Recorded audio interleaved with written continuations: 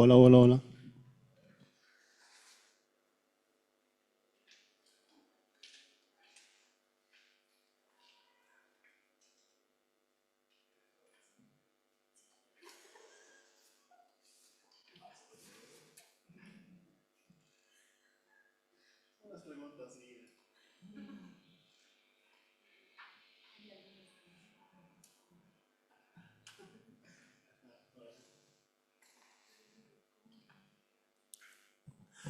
Bueno, muy buenas noches. Primero, agradecer a nombre de la Universidad Privada San Francisco de Asís a nuestros tres panelistas que están participando en este foro en torno a lo que vendría a ser las investigaciones basadas en el enfoque mixto. ¿Sí? Un profundo agradecimiento al doctor Peter Henry Escobar Callejas, PhD, al doctor Pablo José Guerrero, PhD, y a la doctora Nadia Scarlett Guevara Ordóñez, tres profesionales expertos en torno a lo que vendría a ser los procesos de investigación científica. Docentes, coordinadores de programas de diplomados, maestrías, doctorados y postdoctorados a nivel nacional. Quiero agradecer a todos y cada una de las personas aquí presentes, a docentes, investigadores, jefes de carrera de nuestra querida universidad y un saludo especial hasta la subsede de Tupiza y de Villazón que están justamente viéndonos por una transmisión por Zoom, docentes y profesionales justamente que tenemos ahí en las sedes. ¿Cuál es la hermenéutica de este foro? Como verán, no hay exposiciones, no hay diapositivas, es un foro, es un debate. Vamos a iniciar con algunas preguntas guía, donde nuestros panelistas van a responderlas. También, en una segunda parte de las preguntas van a surgir de ustedes, como participantes de este foro en torno a lo que vendría a ser las investigaciones basadas en el enfoque mixto. ¿Sí? Un aplauso a los expositores y vamos a dar inicio.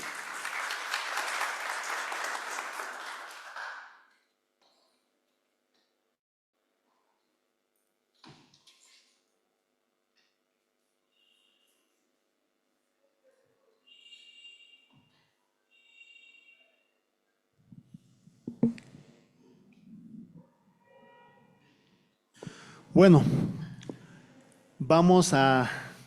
primero quisiera que se presenten, ¿sí? Y puedan justamente decir algo representativo de ustedes como profesionales. Gracias. Muy buenas noches, muchísimas gracias por la invitación, doctor Landaeta, gracias a los asistentes por acompañarnos el día de hoy. Bueno, como el doctor ya había dicho, mi nombre es Nadia Scarlett Guevara. Representativo de mi trayectoria profesional, soy licenciada en Ciencias Políticas, máster en Estudios Latinoamericanos de la Pontificia Universidad Javeriana de Bogotá y tengo un doctorado en Estudios Culturales de la Universidad Humboldt de Berlín. Soy investigadora en temáticas urbanas, en temáticas de género y de trabajo. Eso podría decir, autora de libros en estas temáticas y de artículos, y doy clases precisamente sobre metodología de la investigación. Bueno, muy buenas noches a cada uno de ustedes, a todos los presentes, a usted, estimado doctor Landaeta, y también a las autoridades que están haciendo este evento posible. Mi nombre es Pablo José Guerrero, como ya me presentaron, de profesión ingeniero electrónico como tal.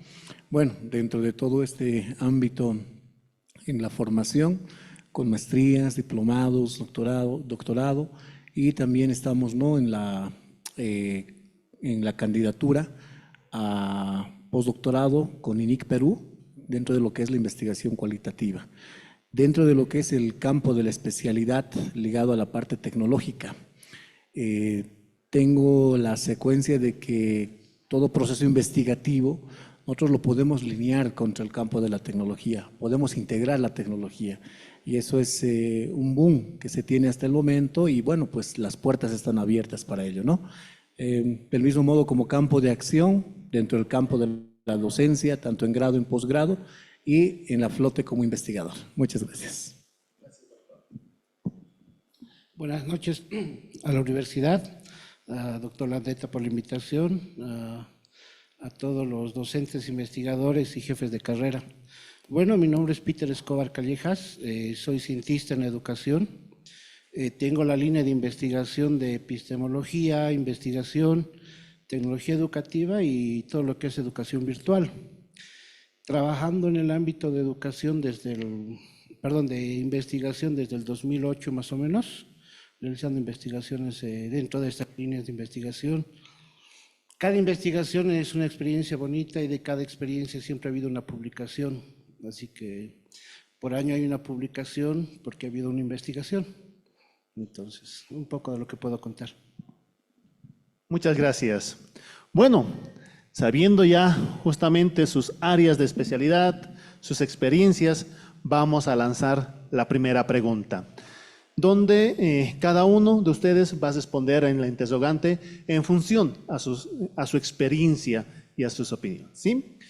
La primera pregunta en torno a este foro de investigaciones basadas en el enfoque mixto, tenemos, ¿cuál es su opinión con relación a procesos de investigación basados en el enfoque mixto?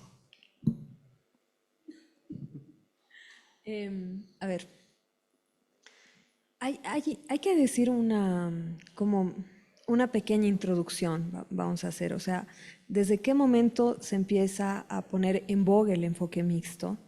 Porque venimos, especialmente en Bolivia, de una tradición súper cuantitativa, ¿no? O sea, en el que el dato, la encuesta, no solamente eran los procesos de investigación predilectos por muchos docentes de universidades, sobre todo en temas de licenciatura, sino también en otros ámbitos. Entonces, el enfoque mixto viene justamente a derribar esta idea de que solamente el dato cuantificable, visible, palpable, ¿no? que viene del enfoque positivista es el correcto. Y justamente viene también ligado con otros temas de investigación que precisamente muestran los límites de los dos enfoques, ¿no? O sea, la investigación mixta viene justamente en el lugar donde este límite, donde no podemos abordar una temática solamente mediante instrumentos cuantitativos, pero los instrumentos cualitativos tampoco nos permitirían llegar a la complejidad del fenómeno, ¿no? Entonces, es precisamente en esa línea, digamos, en la que ninguno de los dos enfoques puede llegar realmente a la complejidad del fenómeno, en el que se empieza a poner en práctica la unión de estos dos diseños, en realidad, de investigación. Y bueno, es particularmente desde mi punto de vista un enriquecimiento a los procesos de investigación. Perfecto. ¿Doctor Escobar o doctor Pablo? Bueno, a ver, creo que este espacio no es para que, bueno, en mi caso, no particularmente, yo no voy a esa línea, no hago réplica teórica. ¿Por qué? Porque en estos espacios yo creo que si estamos sentados acá, yo creo que cada uno de ustedes no quiere que yo venga y les replique la teoría de un libro, ¿no es cierto? Porque para eso se van ustedes y lo leen en casa, ¿sí o no? Entonces, yo considero desde este punto de vista, desde la aplicabilidad. Si hablamos desde un enfoque mixto, particularmente para mí, primero es ¿qué busca el enfoque mixto? ¿Dónde va a atacar el enfoque mixto? Entonces, como resumen, el enfoque mixto prácticamente lo que quiere es solucionar, pero solucionar problemas complejos dentro de una sociedad como tal. Estos problemas complejos que nosotros lo podemos ver desde el campo de la multidisciplinariedad, ¿vale? Sí, es integración de todas las ciencias que se tienen, ¿sí? Entonces, es ahí donde quizás muchos tropiezan y dicen, bueno, yo no voy a trabajar un enfoque mixto, ¿por qué? Porque yo tengo que hacer la combinación, lo que acá doctora Guevara decía. Tengo que combinar ¿qué? Tengo que combinar un enfoque cuantitativo con un enfoque cualitativo. Y al hacer eso, ¿qué estoy haciendo? Simplemente tengo que combinar esos métodos, esas técnicas, esas estrategias. Y ahí uno lo ve el escenario y dice, wow, entonces no, se me está complicando mucho, entonces no lo voy a hacer.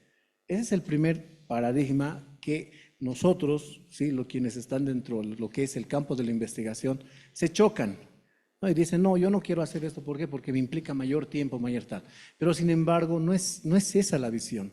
Tú puedes resolver problemas complejos con este enfoque, pero siempre y cuando tú tengas el proceso secuencial, como se llama, ¿no? O sea, si tú estás yendo por un enfoque mixto, ¿por dónde vas a empezar? ¿Por qué camino vas a arrancar? ¿Vas a ir desde lo cuanti a lo quali o vas a ir viceversa, de lo cuanti a lo quali?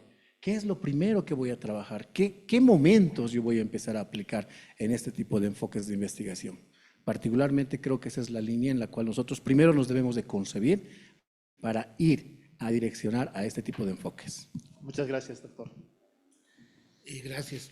Complementando un poco la temática, hay dos tendencias. Uno es de la teoría a la práctica o de la práctica a la teoría. Si nos basamos en el positivismo, nosotros queremos generar conocimiento que sea universal. Es el propósito, crear conocimiento universal. Y nos desentendemos muchas veces de aquellas experiencias prácticas, vivencias, sentimientos, emociones que tienen los sujetos de investigación. Y ahí viene la complementación, la combinación del método cualitativo, por ejemplo.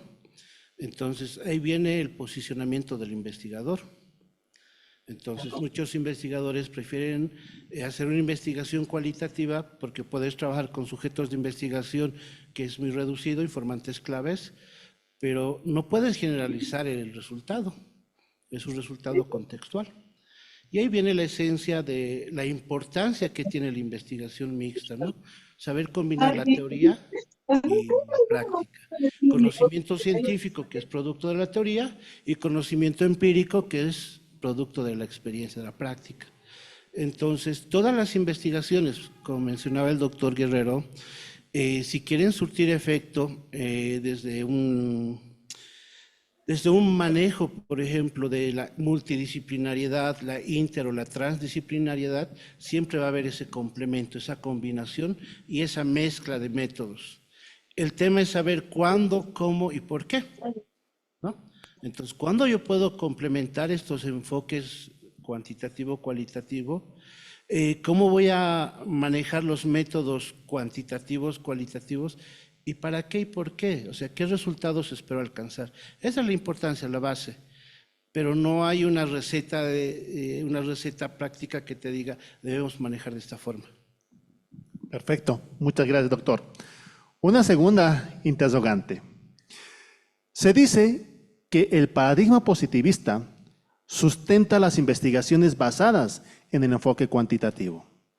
El paradigma interpretativo o sociocrítico sustenta de alguna manera las investigaciones basadas en el enfoque cualitativo.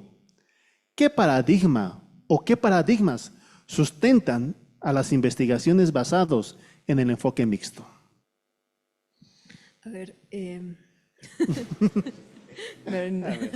¿cómo era? ¿Cuánto tiempo te...? No. Mentira. En realidad es algo que depende mucho del objeto de investigación. O sea, hay que partir de creo yo, de la particularidad de cada investigación.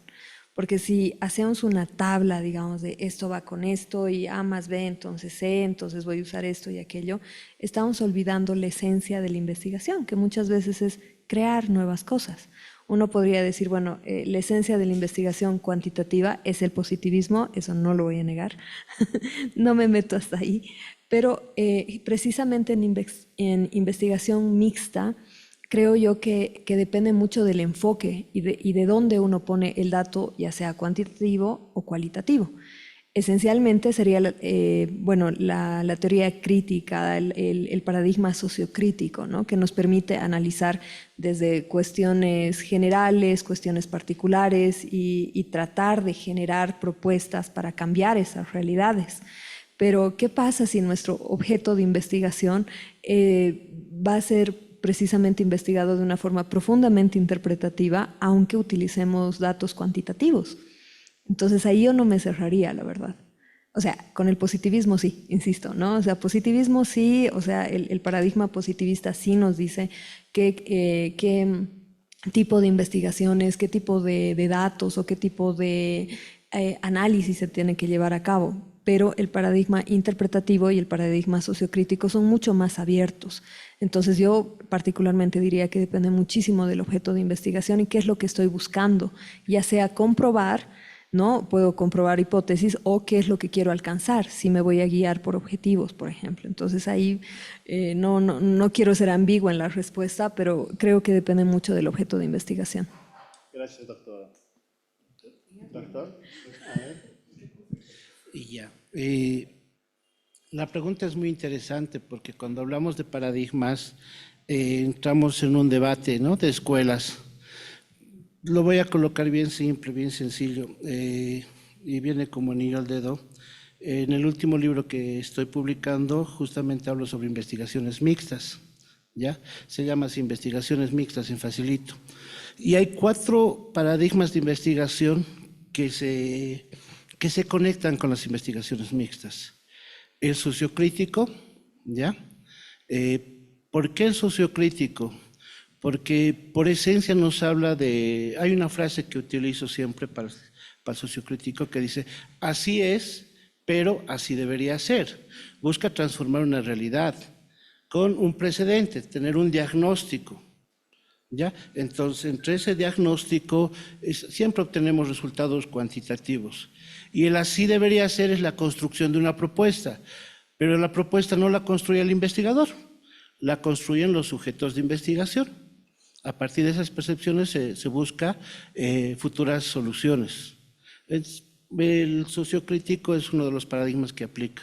Tenemos el pospositivismo, ¿no?, que es un debate que nace con Guba y con Masterman, que plantean que los datos cuantitativos de alguna forma requieren una interpretación cualitativa, porque no solamente nos basamos en estadísticas y porcentajes, sino hay una interpretación que debe darse a conocer acerca de por qué suceden esos resultados.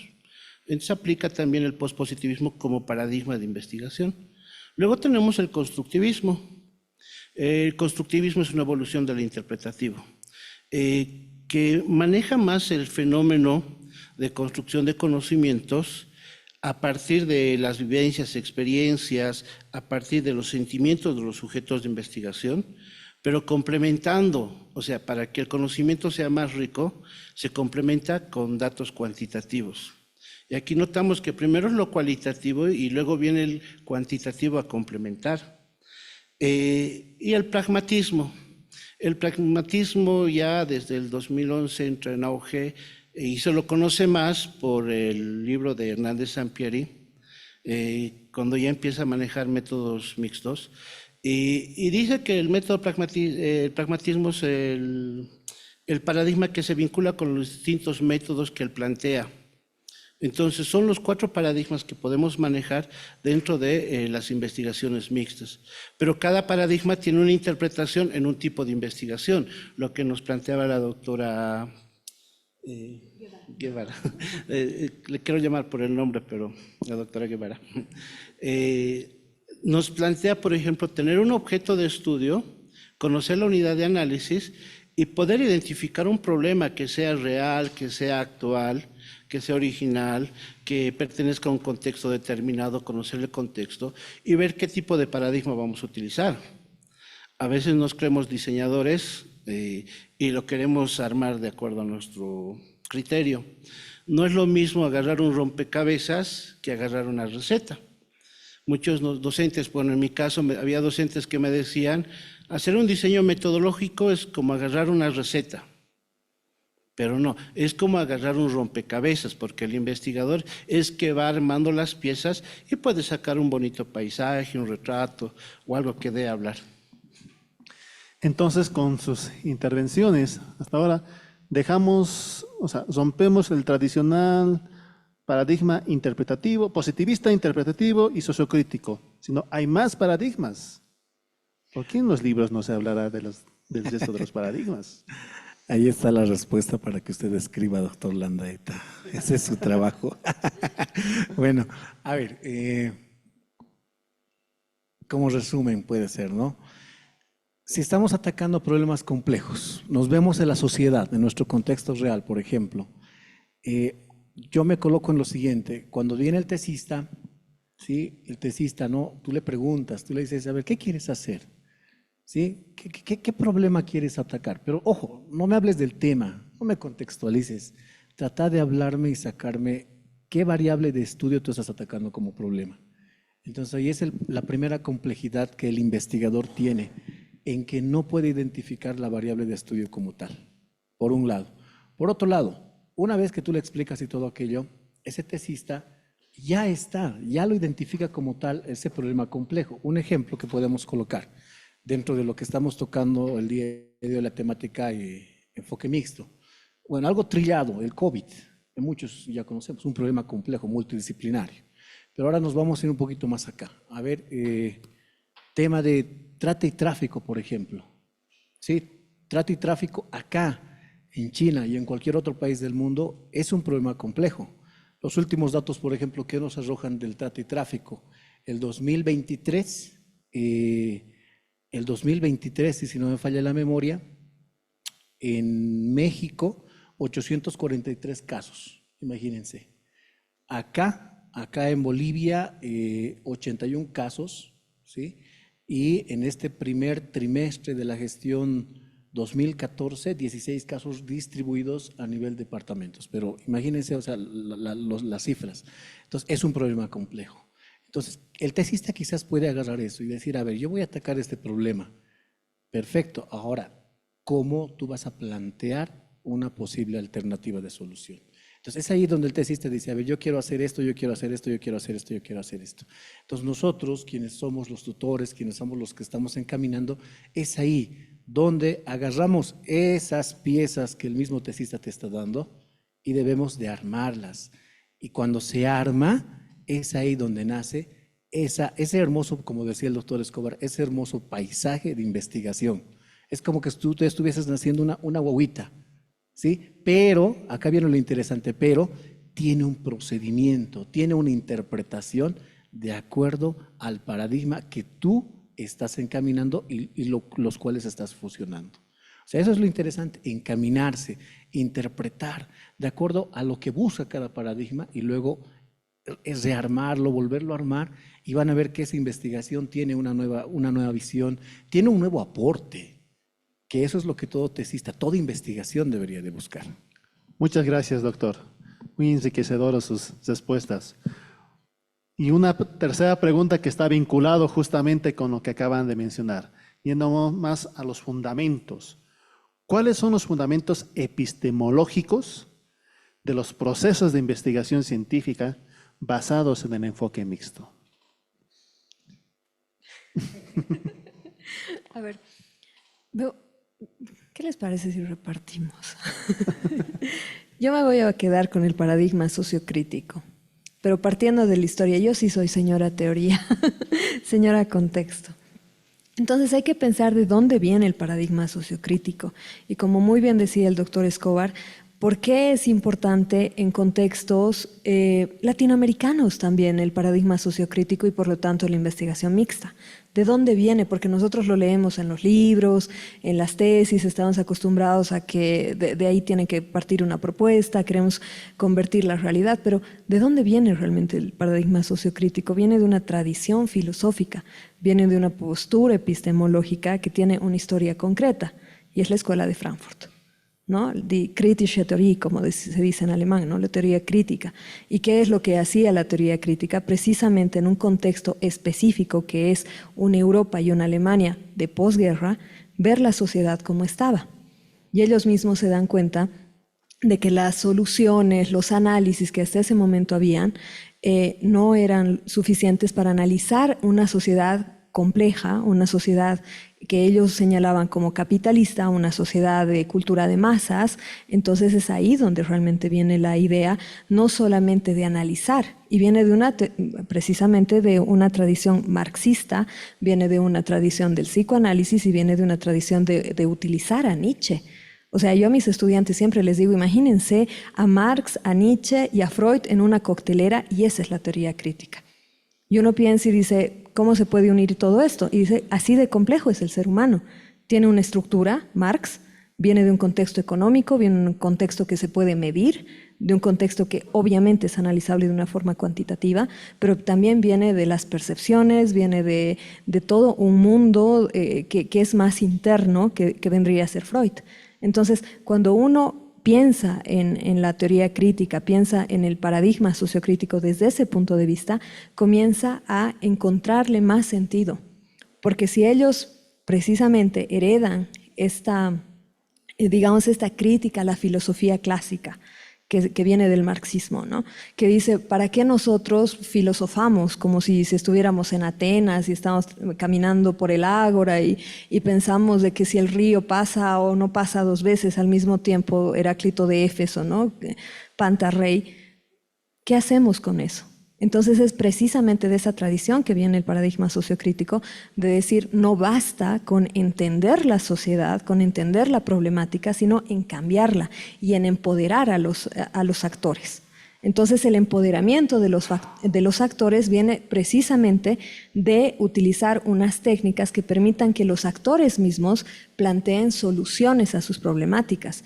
Y también tiene mucho que ver con el lugar que ocupa el investigador. El investigador en cualquier otro tipo de investigación está por arriba, tiene más conocimiento, está poniendo en práctica, digamos, toda la investigación para comprobar una hipótesis. En el paradigma sociocrítico no, porque son los actores que le van a dar las respuestas. El investigador se baja de ahí y más bien tiene un rol más de facilitador durante la investigación. Ya después, en el informe, en el análisis de los datos y todo lo demás es otra cosa. Pero en el proceso no solamente se busca el encontrar información, sino realmente empoderar a esos actores y lograr esas soluciones. Y por eso digo, o sea, hay que partir desde dónde viene todo eso, porque si no yo leo paradigma sociocrítico súper bonito, me encanta, me sirve para el paradigma, para investigaciones mixtas, pero ¿por qué lo estoy haciendo? O sea, ¿hacia dónde voy? No es solamente ponerlo, sino saber perfectamente que los actores que van a trabajar conmigo tienen que también tener una voz. Primera postura desde la teoría crítica. Perfecto. Doctor. Bueno, a ver, yo lo coloco en facilito, ¿sí? Utilizando el término del doctor Escobar. A ver, vámonos y nos vamos a remontar al pragmatismo, ¿sí? El pragmatismo, ¿qué te dice? No puedo contradecirme lo que estoy indicando hace un instante, ¿no es cierto? Entonces, ¿qué te dice el pragmatismo? Es bien simple. Te dice, si una investigación, ¿sí? Si el procedimiento investigativo es funcional y aplicable, entonces es válido. Entonces yo parto desde esa línea. Entonces ahí, ¿qué estoy sustentando, qué estoy fundamentando? Lo que anteriormente ya les había indicado. Prácticamente si nosotros en el proceso investigativo, en esa combinación que vamos a ir trabajando ante ese contexto, ante esa realidad como tal, ante ese problema, ante esa solución, si realmente va a ser encaminable, va a ser aplicable, va a responder a esas necesidades y sobre todo va a tener un aporte como tal dentro del campo de la ciencia, entonces yo creo que es válido. Ahí me quedo con eso. Tenemos dos posturas, teoría crítica y desde el pragmatismo. ¿Qué nos dice, doctor? La pregunta, ¿cuáles son los fundamentos epistemológicos de los procesos de investigación científica basadas en el enfoque mixto? Ya. Cuando hablamos de epistemología, hablamos de la construcción de conocimientos específicos, pero son conocimientos científicos. Tenemos el realismo, naturalismo, el empirismo, el escepticismo, y estos modelos epistemológicos que son originales tienen sus derivados, ¿ya? Para construir un conocimiento específico, por ejemplo, basado en el empirismo, El empirismo como modelo epistemológico nos dice que el conocimiento se construye a través de la experiencia de, en este caso, los sujetos de investigación. Si queremos utilizar un modelo mixto donde prime lo cualitativo y coadyuve el cuantitativo, vamos a conocer a los sujetos de investigación, podemos hacer una entrevista en profundidad, ¿ya? Y no sé, tal vez una observación participante para ver y poder interpretar lo que ellos piensan, sienten, viven, experimentan. Entonces, el empirismo como modelo epistemológico nos dice, estamos construyendo conocimiento a partir de todos los datos de información que hemos sacado del contexto. Y ahí podemos sumar otro modelo epistemológico, que puede ser tal vez el constructivista o el estructuralismo, que nos va a permitir a nosotros manejar este enfoque cuantitativo y respaldar lo que hemos visto, lo que hemos observado, lo que hemos vivido con los sujetos de investigación. Es por eso que ya sea que utilicemos la teoría crítica o el sociocrítico, el interpretativo, manejemos el postpositivista, el constructivismo o el pragmatismo, mucho va a depender el cómo abordamos el problema y qué tipo de procesos realizamos con los datos de información. A partir del realismo, a partir del naturalismo, del empirismo, del estructuralismo, el psicologicismo, el economismo, o sea, todos los ismos, todos los modelos epistemológicos nos dicen cómo vamos a construir ese conocimiento. A partir de esa construcción de conocimiento llegamos a la parte superior, que es la parte de epistemología, construir un conocimiento específico. Y ya puede primar lo quali o lo quanti, pero estamos construyendo. Y los datos que procesamos a partir de un modelo epistemológico. Así que yo soy un poco más amplio en esa forma de abordar el problema y manejar el diseño metodológico. Perfecto. Hay tres posturas distintas. Estamos entre la teoría crítica, el pragmatismo, el constructivismo. Bueno, va a depender del objeto de estudio y de los procedimientos, ¿no?, que va a desarrollar el proceso de investigación. Muchas gracias. Una cuarta interrogante. ¿Qué ventajas ofrece este enfoque en comparación con el enfoque cuantitativo y con el enfoque cualitativo puros? Creo que eso ya de alguna forma lo íbamos respondiendo, ¿no? Porque, insisto, dependiendo de lo que yo quiero hacer, el enfoque cuantitativo me puede dar, sí, como un diagnóstico. Como el doctor el doctor Escobar decía, es cierto, vamos a poder hacer un diagnóstico, ¿ya? O sea, hablando, me voy a agarrar de su ejemplo, doctor, de trata y tráfico de personas. Podemos agarrar datos que tenemos a nivel regional, tenemos a nivel Bolivia, tenemos no solamente, o sea, casos de trata y tráfico, sino casos de desapariciones. Podemos agarrar todos esos datos, podemos hacer una encuesta de cuál es el miedo de las personas a este tipo de cosas, pero va a ser un diagnóstico. Entonces me voy a quedar ahí. Por el otro lado, desde lo cualitativo, puedo ver realmente cuál es el drama que viven las familias que han perdido a algún ser querido justamente por este tipo de casos. Eso es algo que el paradigma positivista o la investigación cuantitativa no me permite. Entonces, ahí hay un ejemplo, creo que bajando, digamos, todo esto abstracto, muy teórico, ese es un muy buen ejemplo de cómo complementar este tipo de temáticas que son tan complejas, ¿no? Y tratar de ver justamente cómo yo puedo ver un panorama general y cómo puedo ver algo más concreto. Yo a mis alumnos siempre les hago la metáfora entre la mirada del águila y la mirada del conejo, ¿no? O sea, la investigación cuantitativa me permite la mirada del águila, que veo todo. Veo las montañas, veo los árboles, todo, y voy a buscar dónde se está moviendo algo para sacar información de ahí. El conejo, que sería la investigación cualitativa, no ve todo el panorama, pero el conejo sí escucha, siente si algo se está moviendo en el piso, huele, está más en contacto con lo que es más cercano. Entonces esas son las dos visiones, entre lo cuantitativo y lo cualitativo. Y justamente lo mixto permitiría ver todo el horizonte, pero también estar en contacto con lo más cercano. Resumimos en la complementariedad. Sí, completamente. Perfecto. Muchas gracias, doctora. Doctor. Ok, a ver, vamos por este lado. Creo que tenemos, no como ventajas, yo no lo vería como ventajas, más me voy a la posición de enriquecimiento, ¿sí? Acá, ¿quiénes salen beneficiados? Primero, un ejemplo, en mi caso,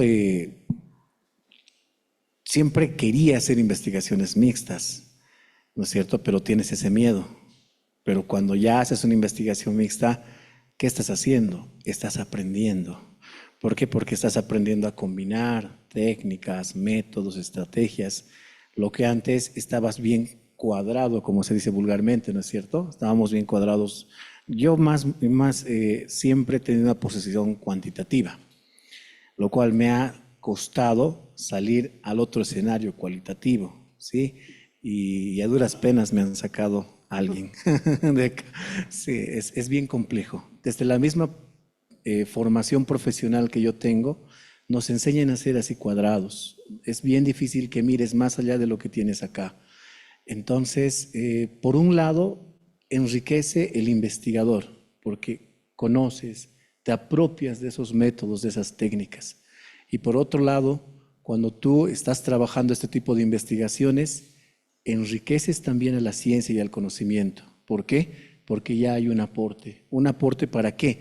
Para que otros investigadores continúen esa investigación. O sea, tú le estás dando una brecha para que no solamente se quede ahí esa investigación, sino que se vaya ampliando cada vez más y más y más. Yo creo que esa es la línea, no como ventaja, sino como enriquecedor. Un ejemplo desde su punto de vista, desde su carrera, ¿nos podría decir? Hoy, desde mi carrera. De ingeniería. Ya no estoy tanta mentira. Es ingeniera. A ver, algo que me pasó, que me está pasando seguido, no sé por qué, y eso le comentaba al doctor Escobar recientemente. Yo soy gallinita de los hackers. No entiendo por qué. O sea, siempre tengo ese problema, y es un problema complejo, el hackeo. No sé si a ustedes les han pasado. A mí, por ejemplo, me han hackeado las redes sociales de YouTube, me han hackeado Facebook más de 5 veces. Me han hackeado recientemente, el pasado sábado, a las 18:15, me han hackeado la línea de WhatsApp. O sea, estoy viviendo en ese mundo, pero obviamente, ¿no? Como que estoy al lado de la tecnología, entonces igual yo ingreso y tengo los medios para poder parar y para hacer muchas cosas. Pero eso es un problema, o sea, es un problema complejo. El hackeo en las redes sociales. Y no es solamente aquí en Bolivia, el hackeo es a nivel mundial. ¿Por qué? Porque ¿quiénes te hackean? No te está hackeando tu vecino, no te está hackeando el de al lado, no te está hackeando, no sé, uno de Cochabamba. Te están hackeando personas que están en otros países con un X, Z, Y motivo como tal. Entonces es un problema complejo que quizás tendríamos que estudiarlo para empezar a dar un aporte y ver qué es lo que podemos hacer nosotros, como brindar una posible solución, ¿no es cierto? Gracias, doctor. Le hago esta pregunta porque tenemos también el jefe de carrera y estudiantes y docentes de la carrera de Ingeniería de Sistemas. Muchas gracias. Doctor. La pregunta es bien simple porque mucho depende del área de conocimiento. Hay carreras o profesiones que siempre van a ser positivistas, ¿no? Y matemáticas, física, química, son carreras que nunca van a poder trabajar con investigaciones mixtas, porque el laboratorio que ellos realizan son netamente positivistas. Hay otras carreras que son cualitativas y tal vez por rechazo a esta complementación evitan trabajar con investigaciones mixtas. Pero todo lo que es el área de ciencias sociales, humanidades, ciencias de la educación, neurociencias y otras sí pueden trabajar mixtas, sí. Y es lo viable porque encuentras un producto unos resultados que se van a universalizar en cuestión de conocimiento Y también nos van a brindar información acerca del contexto donde se ha realizado. Entonces hay que ser amplios en el uso de los enfoques de investigación. Perfecto. Tengo una siguiente pregunta. Ya un poco más. A ver, dentro de las investigaciones basadas en el enfoque cuantitativo, se encuentran los métodos inductivo, deductivo, hipotético-deductivo. En las investigaciones basadas en enfoque cualitativo, tenemos los métodos de teoría fundamentada, investigación-acción, etc. ¿Podemos hablar de métodos dentro del enfoque mixto? Si es así, ¿cuáles serían los métodos más comunes o qué métodos hay en el enfoque mixto? No hay métodos, hay diseños. No tenemos métodos mixtos, ¿ya? El hecho de hablar de una combinación, complementación, de algo híbrido, es manejar los métodos cuantitativos y cualitativos en diferentes momentos. Pero sí, la investigación mixta nos ha traído diseños, el secuencial, el concurrente, el sistemático. Entonces, estos diseños nos dicen el camino que vamos a seguir para aplicar los métodos. Así que no existen métodos mixtos. Entonces, en vez de métodos, estaríamos hablando de diseños. Sí, o sea, cuando hablamos de diseños, precisamente estamos hablando de cómo voy a adecuar estos dos tipos, digamos, de investigación de acuerdo a mi objetivo o de acuerdo a mi hipótesis, de acuerdo a mi problema, ¿no? ¿Cómo los voy a complementar? Y como muy bien decía el doctor Escobar, ver cómo le voy a dar una secuencialidad de eso. Y ahí surge, digamos, creo yo que el mayor problema es que en el método cuantitativo, digamos, tenemos todo de forma ya predeterminada, ¿no? O sea, esto, como receta de galletas, digamos. Sabemos que no le podemos alterar ningún elemento, sabemos que no podemos alterar las cantidades porque está comprobado que eso funciona. En el método cualitativo siempre va a ser circular. La mayoría de los modelos, ahorita se me viene precisamente investigación-acción, el modelo de Lewis, digamos, ¿no? Que es realmente de espiral de ciclos, y todos los enfoques cualitativos, todos los diseños cualitativos vamos a volver siempre a la circularidad y a la emergencia, ¿no? O sea, es como, ¿qué quiere decir eso de emergente? Bueno, tienes que analizar si estás encontrando lo que quieres, tienes que volver atrás, tienes que volver adelante, volver a replantear. ¿Cómo unir esas dos cosas?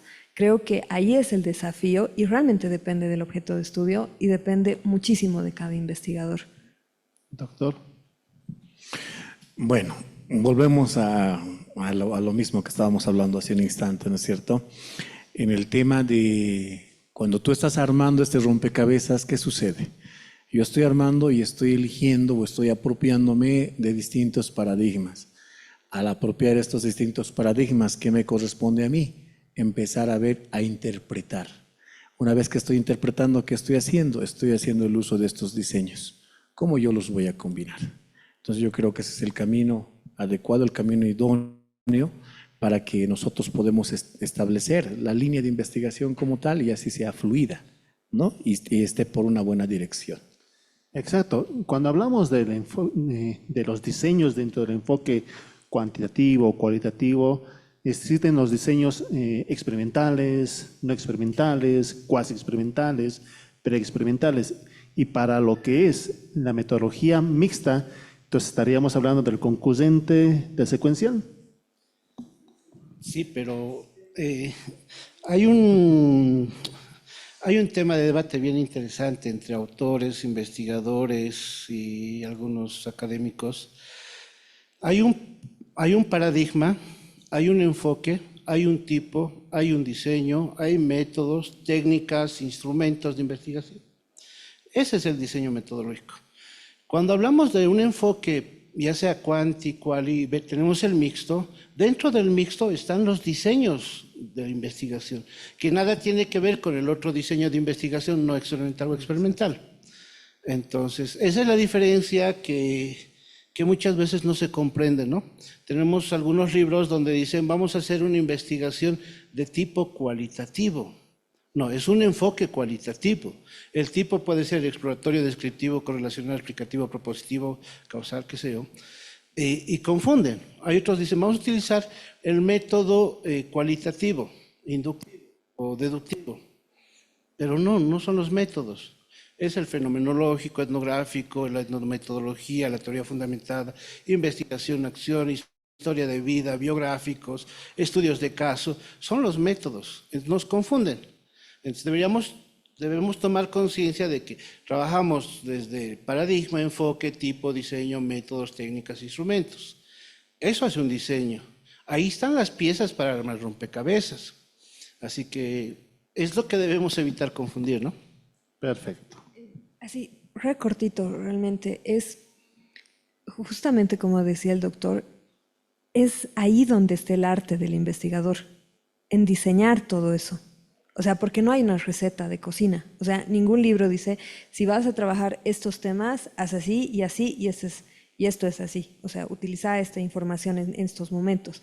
Justamente en complementar los dos enfoques, complementar todo lo que significa, digamos, lo cuantitativo y lo cualitativo alrededor del tema de investigación, es ahí donde está el arte del investigador.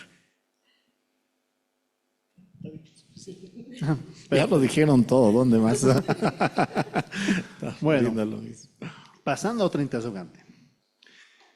En un proyecto de investigación es importante tener claro lo que es población y muestra, ¿no? Es común en las investigaciones cuantitativas o cualitativas trabajar con poblaciones, con muestras probabilísticas, no probabilísticas, pero para investigaciones mixtas, ¿qué criterios se tiene que tomar en cuenta? ¿Cómo se tiene que visibilizar este acápite en las tesis? Ya, parto lo propio, nos seguimos hablando del diseño metodológico. O sea, todo esto fluye a partir de lo que el investigador realmente quiere hacer, ¿no es cierto? Entonces, obviamente que dentro de todo esto está una parte que es el universo de la población y la muestra, ¿no? Entonces, el mismo investigador se coloca ahí el interrogante y bueno, pues él es el que va a agarrar y va a ver, ¿no es cierto? De acuerdo a lo que nosotros como investigadores o como guías vamos a encaminarlos a ellos. Entonces, ver con cuánta gente va a trabajar, con cuál va a ser su población, si su población va a poder tener acceso, no va a poder tener acceso. Entonces, ¿qué es lo que él va a empezar a combinar? Pero esto va mucho de acuerdo al primer empiezo que uno tiene, ¿no es cierto? ¿Cuál va a ser su paradigma? ¿Cuál va a ser su enfoque? ¿Cuál va a ser su diseño? El método, su diseño y todo aquello. O sea, mucho depende de todo eso. No podemos agarrar y decir, a ver, entonces para netamente investigaciones mixtas, como en Cuanti, ¿no? Cuando la muestra es menor a 50, cuando la muestra es mayor a 50, tienes que aplicar esto. No. O sea, esto es más, no es tan sesgado así, sino es un poco más abierto, que parte mucho del diseño metodológico que uno empieza a encaminar en un proceso investigativo como tal. Perfecto, gracias, doctor. A ver, complementando, o sea, ahí hay que pensar qué técnicas, qué instrumentos voy a aplicar y qué técnicas y qué instrumentos voy a aplicar o sea, de forma cuantitativa o cualitativa. En general, las técnicas e instrumentos cuantitativos es una muestra más amplia y en las investigaciones tengo que mostrar eso, ¿no? O sea, con cuántas personas voy a trabajar y en muestras, desde técnicas e instrumentos cualitativos en general son grupos más pequeños y tengo que mostrarlo. O sea, eso es importante. O sea, delimitar muy bien. Y si voy a tener técnicas e instrumentos muy variados, probablemente voy a trabajar con muchas muestras también. Depende de la investigación. Si estamos hablando de investigaciones que se llevan a cabo en universidades, por ejemplo, si estuviéramos hablando del miedo al secuestro, del miedo a la desaparición, y tenemos entrevistas a expertos, tenemos grupos focales, tenemos encuestas, y ahí tenemos 3 tipos de muestra. Son 3 muestras diferentes, además, porque se van a aplicar 3 técnicas, 3 diseños, tres todo diferente.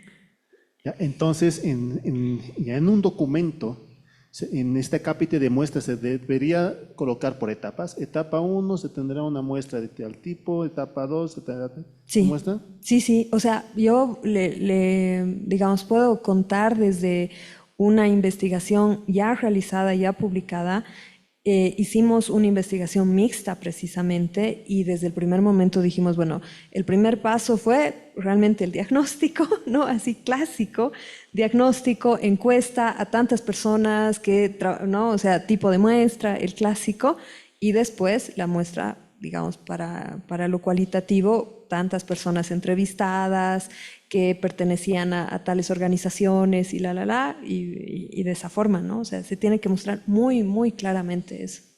Perfecto. A ver, antes, me permite uno, doctor. A ver, bueno, no lo llamemos etapas, ¿sí? Es momentos de investigación. Creo que es la palabra adecuada, ¿no es cierto? Son momentos de investigación donde uno agarra y ve, por ejemplo, en un escenario descriptivo, qué es lo que tú vas a hacer. ¿Qué vas a hacer en la parte propositiva? Luego, ¿qué vas a hacer tú con tus sujetos de investigación ya en la parte, un ejemplo, explicativa? O viceversa, ¿qué es lo que voy a hacer en lo descriptivo? ¿Qué voy a hacer en lo propositivo? ¿Qué es lo que voy a hacer en la parte exploratoria? Entonces, son estos momentos de investigación que ya se van a apropiar de cada investigador, de cada investigación, para que encauce como tal, aplicando todo lo que ya dijo la doctora Guevara. Ahora sí, Gracias, doctor Escobar. Doctor Peter. Ha resumido. Exacto. En otras palabras, hablamos de momentos de investigación. Ya, cuando nosotros elegimos hacer un paradigma, cualquier paradigma, vámonos al enfoque, el enfoque mixto. En el enfoque mixto tenemos un tipo que nos dice hacer quanti-quali o quali-quanti. Quanti significa que primero voy a tomar un método cuantitativo y me voy a complementar con un método cualitativo. Es el tipo del enfoque mixto. También me dice si es quanti-quali, si es quanti tengo que formular hipótesis y si es quali-quanti tengo que formular idea científica a defender. Para eso me sirve el identificador del tipo, ¿no? Quanti-quali, quali-quanti. Luego tengo el diseño. El diseño puede ser secuencial, concurrente y bla, bla, bla. Con esos diseños, más el quanti-quali, vienen los momentos de investigación, porque les dije, ¿no? Tenemos el paradigma, tenemos el enfoque, tenemos el tipo. Cuando nos vamos del paradigma al tipo, en el tipo podemos elegir un tipo descriptivo, propositivo, correlacional. Tenemos 3 tipos de investigación. Por lo tanto, en los objetivos específicos deberíamos tener más de 3 objetivos que se vinculen con esos 3 tipos. Y esos 3 tipos nos dicen qué métodos de investigación vas a escoger ahora. Pero si es quanti-quali, primero tiene que ser el método cuantitativo, luego complementas con un método cualitativo. Pasamos esa etapa y tenemos que seleccionar la muestra. Un muestreo cuantitativo nos lleva a tipos de muestreo probabilísticos, estratificado, conglomerado y bla, bla. Y cuando tenemos el momento cualitativo, utilizamos un muestreo no probabilístico, bola de nieve, intencional, por criterios. Entonces ahí vienen los momentos y la complementación de eso. Perfecto. Ahora, surge a partir de sus intervenciones, y algo ya lo mencionó el doctor Peter, en investigaciones mixtas, ¿en qué momento formulamos hipótesis? ¿Y en qué momento formulamos ideas científicas a defender? No, pero la respuesta ya lo ha dado, ¿no? Eso, claro, ya está hecha la respuesta, ¿no es cierto? Mucho va a depender a los momentos de investigación, a lo que tú estás arraigándote, si va a ser quanti-quali, quali-quanti, quanti-quali, tienes que presentar sí o sí la hipótesis, si tienes quali, defiende o vas a sustentar la idea científica a defender. Entonces, mucho depende el momento, los momentos que se van a apropiar en función al tipo de investigación que parte del diseño metodológico como tal. Perfecto. Ahora, si en una investigación mixta, primero tenemos, obviamente, una variable cuantitativa. En un segundo momento tenemos una variable cualitativa. Hablamos de hipótesis, identificación de hipótesis e identificación de ideas científicas a defender. Lo primero que se tiene que concebir es lo siguiente. A ver, ¿cuál es tu problema? Mi problema es la trata y tráfico, por decirles. Ese es mi problema. Perfecto. Como variable como tal. Luego, ¿cuál va a ser mi solución? Van a plantear la solución como una variable como tal. Entonces, según al diseño metodológico, nuevamente, ¿no? Según al tipo de investigación que uno está apropiándose como tal, entonces es ahí donde, un ejemplo, si voy a trabajar quanti quali. ¿Qué tengo que generar? Hipótesis. ¿Y cómo yo voy a hacer el estudio de mi problema? Mediante un cuadro de operacionalización de variables. Pero si yo voy a tener el otro escenario, por decirles quali quanti, ¿cómo yo voy a hacer el estudio de la variable? Con un cuadro de categorización. Entonces, ambos me permiten a mí hacer el estudio como tal, ¿sí? Pero mucho va en función al camino el cual sigue el procedimiento investigativo. Con eso lo diríamos. Muchas gracias. Doctor. Ya lo dije. Ya mencionó justamente con su intervención. De igual manera se aplica cuando nos planteamos variables y cuando nos planteamos categorías. Ya mencionó justamente. Otra de las interrogantes. ¿Cómo se interpretan los resultados en un enfoque mixto? Considerando la complejidad en cuanto a la integración de datos cuantitativos y cualitativos. ¿Qué estrategias se pueden utilizar para triangular o validar los hallazgos? Es la parte más sencilla, podemos decir, del trabajo, porque así como tenemos momentos de investigación, también tenemos resultados cuantitativos y cualitativos. Así que no hay nada nuevo en la investigación mixta que nos diga la investigación mixta procesa los datos de información cuantitativa para triangular, no. La triangulación de resultados se da por momentos, por fases.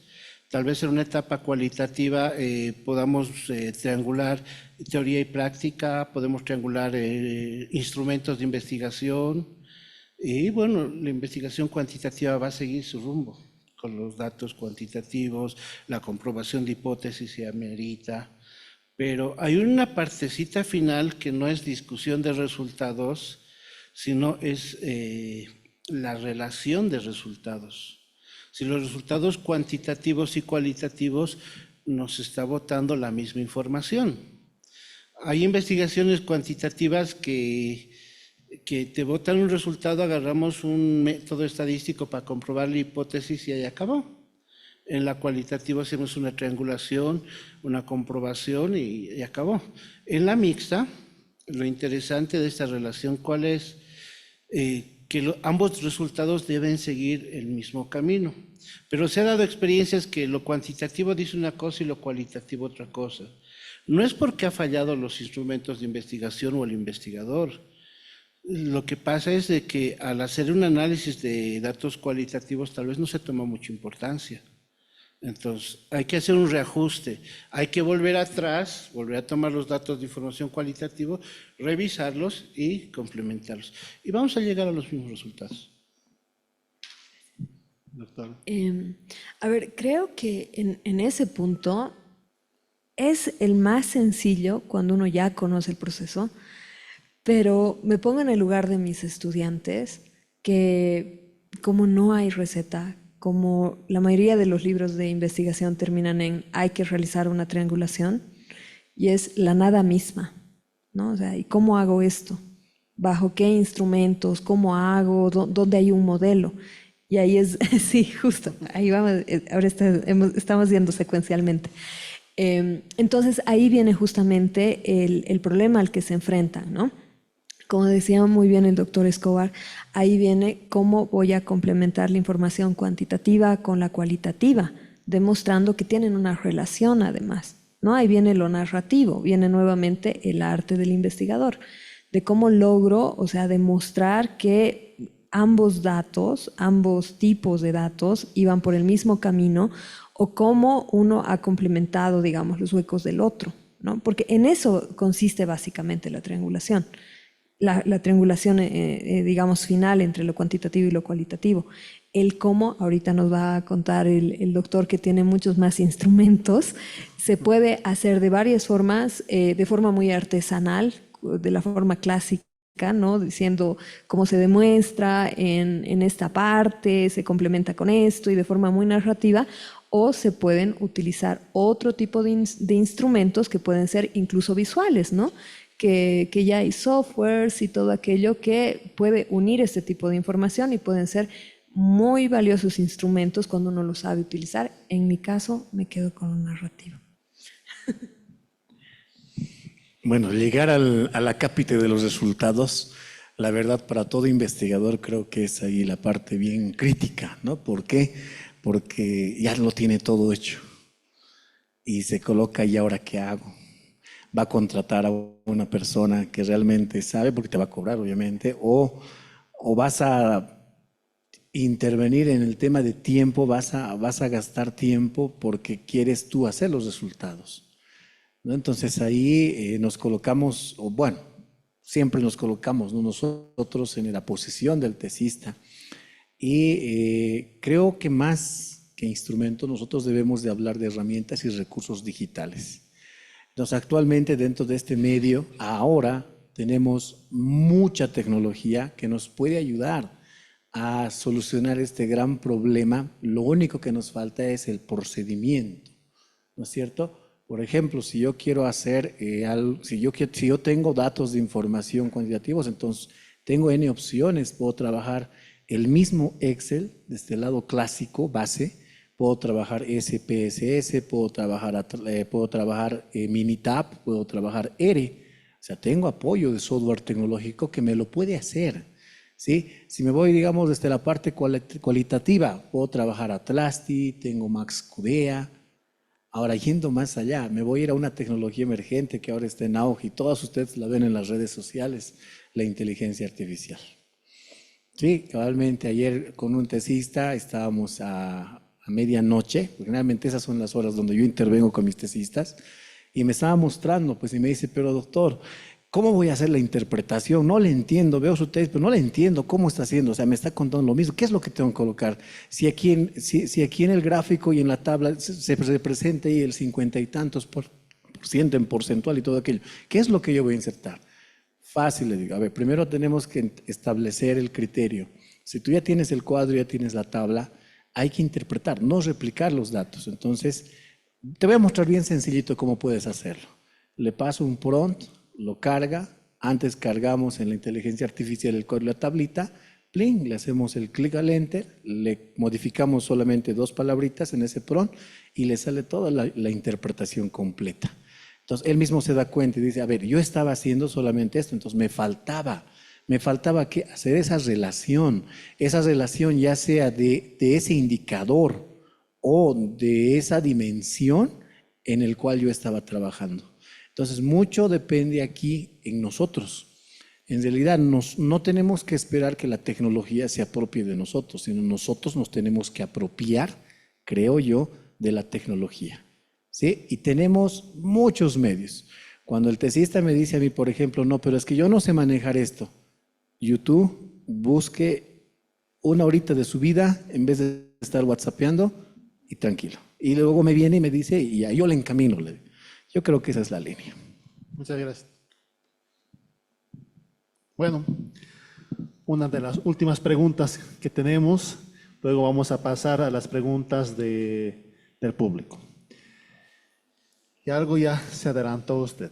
¿Qué nuevas metodologías, qué nuevas herramientas se encuentran para poder coadyuvar justamente y fortalecer las investigaciones mixtas? ¿Cómo pueden estas innovaciones contribuir a la generación de un conocimiento más profundo y significativo? Yo estoy en contra de la inteligencia artificial para algunas cosas porque rompe ciertos criterios de ética. Cuando agarramos resultados de investigación y procesamos con inteligencia artificial, pierde la esencia del investigador y la narrativa. Esa forma de interpretar, por ejemplo, es única. Cada uno de ustedes tiene una forma de escribir en el WhatsApp, tiene una forma de hablar, tiene una esencia para poder explicar las cosas. Entonces, cuando trabajamos los resultados de investigación y utilizamos mucha tecnología, pierde el trabajo la esencia, ¿ya? Incluso cuando utilizamos softwares, ya sean cuantitativos o cualitativos, se muestra el trabajo que hace el investigador cuando interpreta. Pero ya cuando recurrimos a la inteligencia artificial, somos unos inútiles que no podemos interpretar, analizar, y la máquina dice lo que nosotros ni pensamos, ni sentimos, ni hemos experimentado, pero nos parece bien. Así que tomamos eso en cuenta. Pero pues, hay ciertos escenarios donde la inteligencia artificial nos facilita mucho el trabajo. Si quiero buscar libros, artículos, investigaciones, que el experto nos da un prompt y nos dice en qué páginas hago un clic y descargo el documento, ¿no? Y una bibliografía que antes a mí me costaba 2, 3 días poder buscar, lo hago en minutos. Esa es la facilidad. Estoy de acuerdo, ahí sirve, pero en los resultados no, porque los resultados tienen una esencia del investigador, de todo lo que ha vivido, experimentado, sentido y podido trabajar con los datos. Ahora, en cuanto a tecnologías emergentes o las nuevas tendencias, van apareciendo. El Atlas TI ya tiene inteligencia artificial, en Vivo ya tiene inteligencia artificial. La mayoría de los softwares han entrado en esta nueva tendencia para facilitar nuestro trabajo. O sea, es válido, hasta cierto punto es válido, pero cuando van en la parte académica, la investigación académica, cuando ustedes van a defender un trabajo de investigación, no se la conocen, porque no la han hecho ustedes, la ha hecho una máquina. Entonces no pueden defender. Ahí se ve, en cancha se prueba al investigador, ¿no? Gracias, doctor. A ver, me voy a la prehistoria. Yo vengo de un área... se ríen. Vengo de un área que no es muy afín a la inteligencia artificial. Como decía el doctor, existimos todavía investigadores que nos rehusamos, ¿no? Todo lo que es área de filosofía, todo lo que es área de historia, la inteligencia artificial para nosotros, y se han hecho experimentos realmente de dónde viene la información que nosotros asumimos como real, ¿no?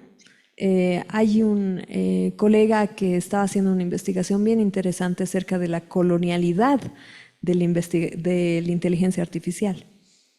Porque si tomamos en cuenta, me voy solamente al área muy de investigación histórica, muy de investigación social específicamente. Yo le pregunto al ChatGPT, y con nombre y apellido nombro a esta herramienta porque todo el mundo ya la utiliza, me va a jalar información de unos años específicos, de unos repositorios específicos, pero la mayoría del sur global no tiene subido a la nube su propia información. Entonces, ¿qué información yo estoy asumiendo como real? ¿No? Y es ahí justamente lo que dice el doctor Escobar.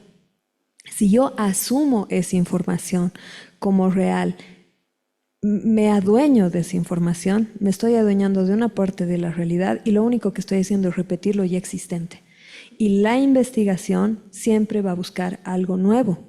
La observación es la base fundamental de la investigación y la observación no me la va a hacer una inteligencia artificial, que lo va a hacer en base a algoritmos, y estos algoritmos vienen en base a cuáles son los repositorios más grandes, cuáles son las universidades más grandes, y todo eso está en el norte global. Entonces ahí hay que tener muchísimo cuidado. Ahora, es otra cosa si yo utilizo el Atlas TI, por ejemplo, que es una herramienta que existe ya hace mucho tiempo, o sea, no ha nacido el año pasado. Nosotros creemos que nació el ChatGPT o nació la inteligencia artificial. No, la inteligencia artificial ya está hace mucho tiempo. Si yo utilizo el Atlas TI con mis datos, con información que yo he sacado de forma artesanal en mis entrevistas, en procesos de observación, eso es otra cosa. Es una herramienta que me sirve, que está realmente enriqueciendo el proceso de investigación, y sobre todo nos olvidamos muchas veces que la investigación tiene un objetivo final, que es enriquecer el conocimiento.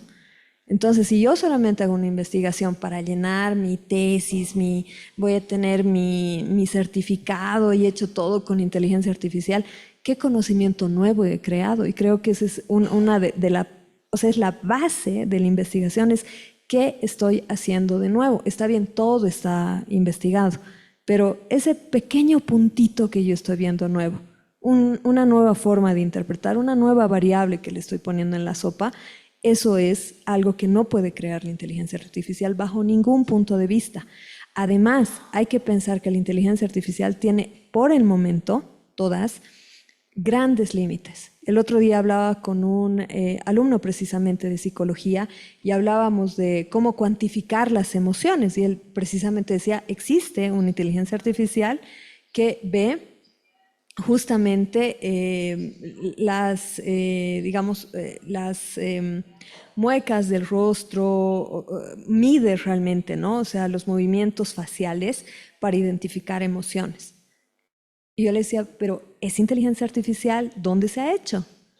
O sea, identifica, o sea, cómo mueven el rostro una persona en el Japón, en Nepal, en el altiplano, donde por cultura tendemos, digamos, a no ser tan expresivos. Por eso digo, o sea, estamos viendo el nacimiento todavía. Hay que apropiarse, hay que hacer que trabaje para uno, pero asumir que solamente es una pequeña parte. Muchas gracias, doctor.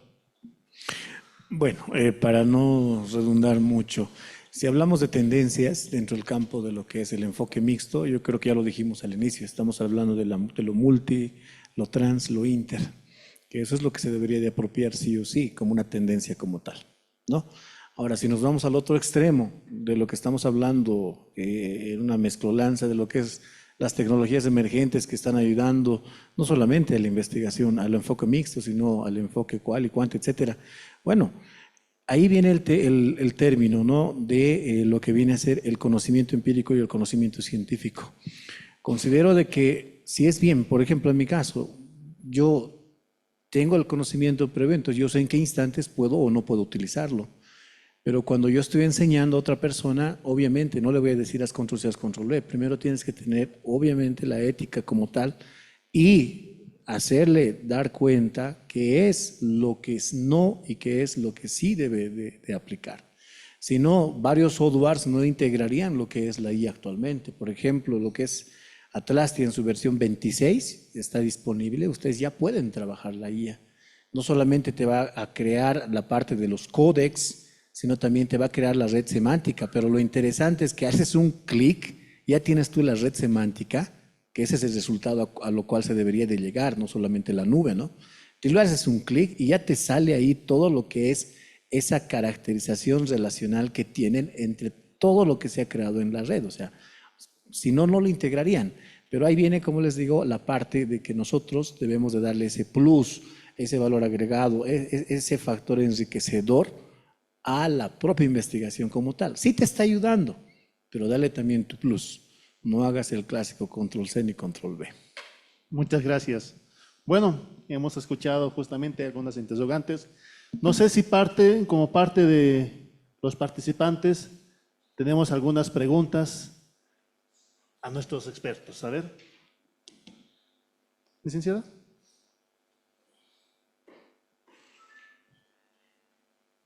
Gracias, doctor Landaeta. Bueno, en primera instancia, saludar a los doctores, brillantes exposiciones, brillantes respuestas que nos han enriquecido bastante en lo que es la investigación y en el caso particular, el enfoque mixto.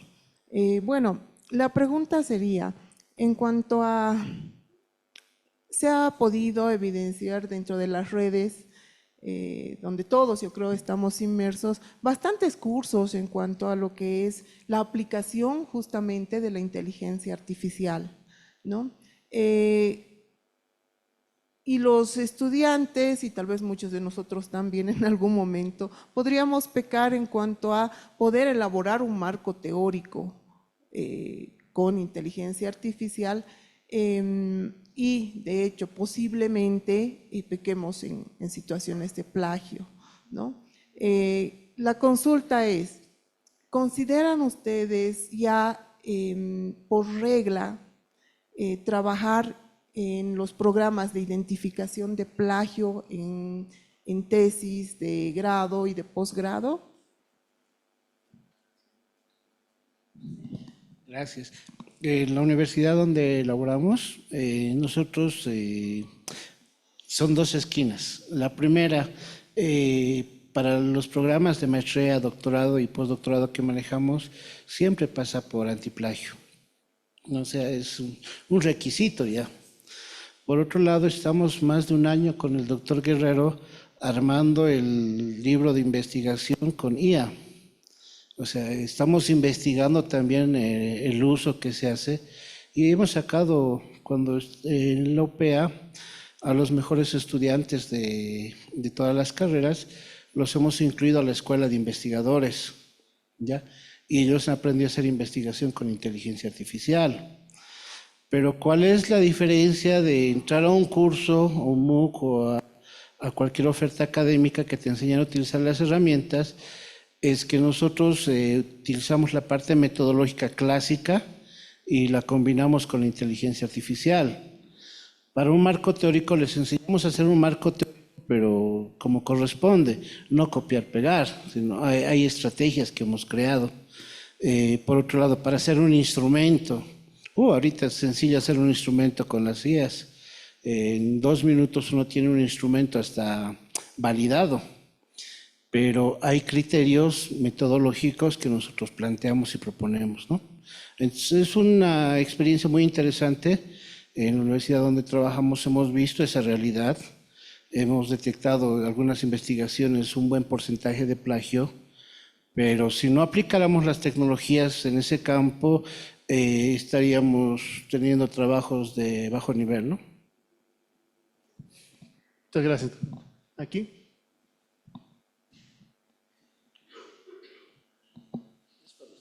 Agradecer a las autoridades, al doctor Landeta, a todos los presentes y fundamentalmente a los colegas expositores, un gran saludo.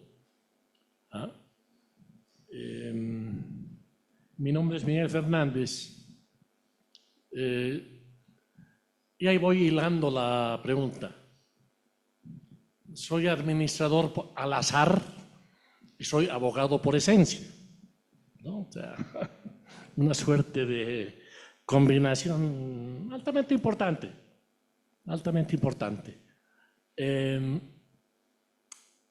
A lo que voy es, estoy de acuerdo totalmente, o sea, porque mi formación es la que ha presentado la doctora y mi colega Escobar.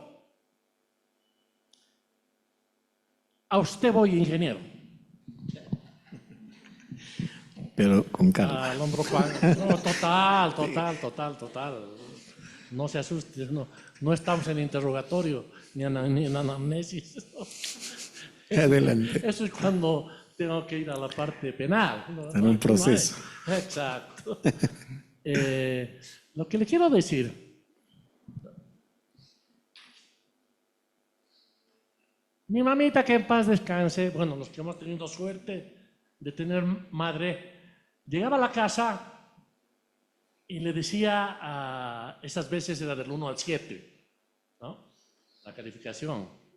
Mami, tengo 7 en ciencias sociales. Y mi mamá me mandaba por el tubo, ¿no? A mí me interesa 7 en matemáticas. Así de claro, ¿no? O sea, a enfrentarme de nuevamente al cuculi de matemáticas, ¿sí? Al monstruo o a la monstrua de matemáticas, ¿no? Una epistemología, como le gusta al doctor, un cambio. O sea, no hemos podido cambiar las estructuras lógicas del pensamiento humano en ese tiempo, ¿no? Un modelo conductista, pero altamente skinneriano. A lo que voy. Al ingeniero preguntarle dentro de los diseños, ¿no? Le gusta, y me encanta el ejemplo que usted utiliza en cuanto a la trata y tráfico de personas, ¿sí? Y ahí sí me pongo en la disquisición de qué utilizar primero. Bueno, soy abogado, soy administrador. Como abogado voy a ir definitivamente al cualitativo, ¿sí? Voy a ir al cualitativo, pero tengo que medir. El mundo me ha enseñado a medir, ¿no? Por ejemplo, voy a lanzar una hipótesis, ¿no? La Paz es un departamento de tránsito para la trata y tráfico de personas. hacia irradiación al departamento.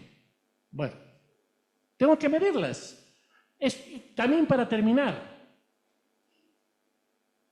en desarrollo me toca alumnos de Derecho, Psicología e Ingeniería de Sistemas, y está aquí nuestro señor director, ¿no? Y nuestra señora directora de Psicología. ¿Sí? Cuando hablo de ciencias sociales, obviamente Derecho, Psicología me entiende mucho mejor en cuanto a las partes de desarrollo, ¿no? Pero para los cuánticos es como meterles una penicilina hexavírica a la nalga, ¿no? Obviamente, y me odia pues al respecto, no sé qué voy a hacer. Ahora, podemos diferenciar qué es lo que nos hace falta a los nuevos docentes para tratar de igualar a los cuánticos que no le tengan relación a lo cualitativo y a los cualitativos que no le tengan relación a lo cuantitativo. ¿Qué es lo que deberíamos hacer? A ver, en mi caso, siendo ingeniero como tal, ya les había comentado el caso, la misma formación que yo tengo nos hacen netamente cuadrados, ¿sí? Es muy difícil salir de ese escenario donde estás bien, ¿no? Así, a irte y mirar más allá de lo que tienes en tus narices, vamos a hablarlo así vulgarmente. Entonces, ahí, ¿qué es lo que tú vas adquiriendo en el transcurso y en el todo el recorrido que uno va teniendo? Yo creo, particularmente para mí, el ser humano necesita y debe, y es más, hasta tiene que estar en la obligación de adquirir distintas competencias. ¿Sí? Competencias que realmente van a fortalecer esta combinación que tú quieres hacer. Por ejemplo, en el caso mío, he tenido que adquirir competencias en entender qué hace lo fenomenológico, qué hace lo etnográfico. Sí, hasta he visto varios videos del doctor Escobar, cómo él trabaja lo que es Delphi en algunas sesiones que él ha tenido. Me han prestado algunos colegas, mis propios tesistas. Sé que yo los que asesoro, sí sé que le ha dado el módulo y me los pasan. Entonces, nosotros somos seres humanos, señores, no es el hecho que nosotros venimos por este lado, wow, que yo soy PhD, que yo soy... No, el día es que nosotros nos estamos cultivando cada día y más. Entonces, el ser humano tiene que adquirir N competencias, el ser humano tiene que tener las ganas. ¿Sí? Yo puedo ser ingeniero, puedo ser abogado, puedo ser psicólogo. ¿Y de qué te sirve? ¿Puedes encaminar una investigación? ¿Tienes las ganas realmente y necesitas fortalecer? ¿Tú te das cuenta que necesitas esas competencias para hacer o utilizar métodos cuantitativos, métodos cualitativos? Si tú dices que sí, entonces bueno, pues todo es tuyo. Pero si tú mismo te colocas la traba y dices que no, entonces ¿cuándo lo vas a hacer? Te vas a quedar simplemente en lo que decía el colega, yo soy esto y ya, y se acabó. Pero creo que la idea no es esa. Realmente nosotros, desde la parte académica en grado, fomento lo siguiente, y siempre me he chocado con eso, por eso tengo problemas en varias universidades, porque no voy dentro de esa estructura que te dice, un ejemplo, editor de carrera, no, nosotros vamos a hacer esto. Yo parto y digo, no, yo no quiero hacer así, yo me quiero salir de esa estructura que ustedes te están colocando.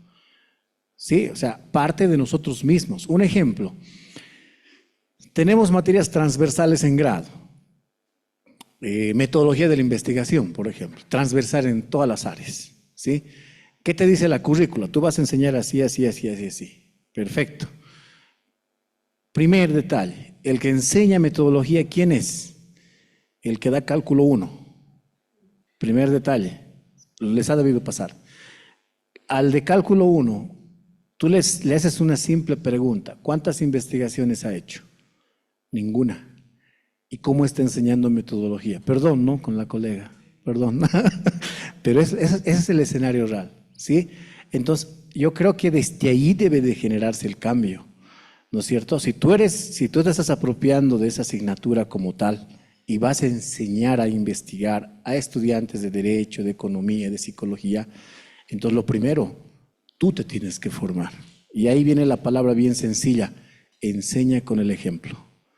Entonces, yo no puedo aceptar, por ejemplo, una asignatura que me den a mí, digamos, no sé, de geofísica. Si yo nunca he relacionado la geofísica en mi área, jamás. Pero hay otros docentes que sí lo hacen. Entonces, mucho depende en conclusión de cada uno de nosotros. ¿Les puedo contar una parte de mi vida? Bien cortita. Tiene que ver mucho con investigación.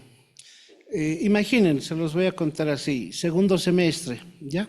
Segundo semestre dicto una materia. Una estudiante de 18 años de un colegio católico, todavía venía con jumpers y con colitas, ¿se ubican? Se sentaba en las primeras filas del curso, participaba, muy alegre. O sea, ese tipo de estudiantes son muy pocas veces que te tocan. Entonces, termina el semestre, era una de las mejores estudiantes, yo nunca coloco 100, concluyó con 98 de nota, y terminó el semestre. Un semestre después, ya cuando estábamos en cuarto semestre, me vuelven a tocar los mismos estudiantes del mismo curso, pero ella ya no la veía así, esa estudiante vivaz, alegre, que participaba. De los primeros asientos se fue a sentar atrás. Andaba, yo le llamo, ¿no? Pisoteada por la vida, apagada, sufrida, porque así se veía.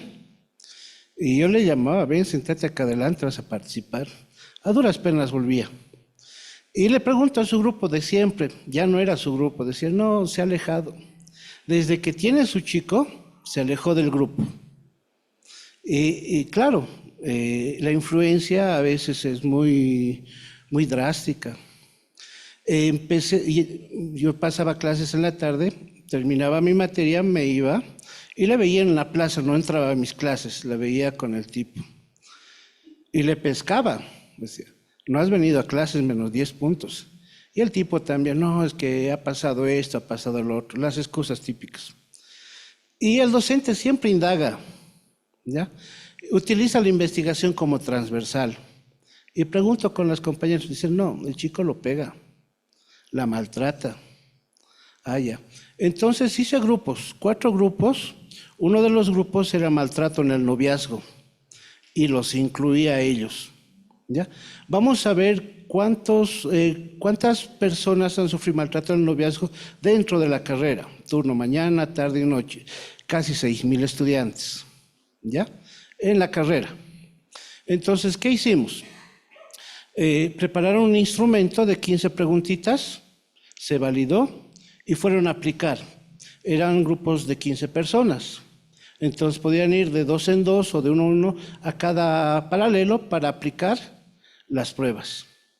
Entonces, no llegamos a los 6,000 estudiantes, ¿ya? Llegamos a 500, porque ese era el muestreo.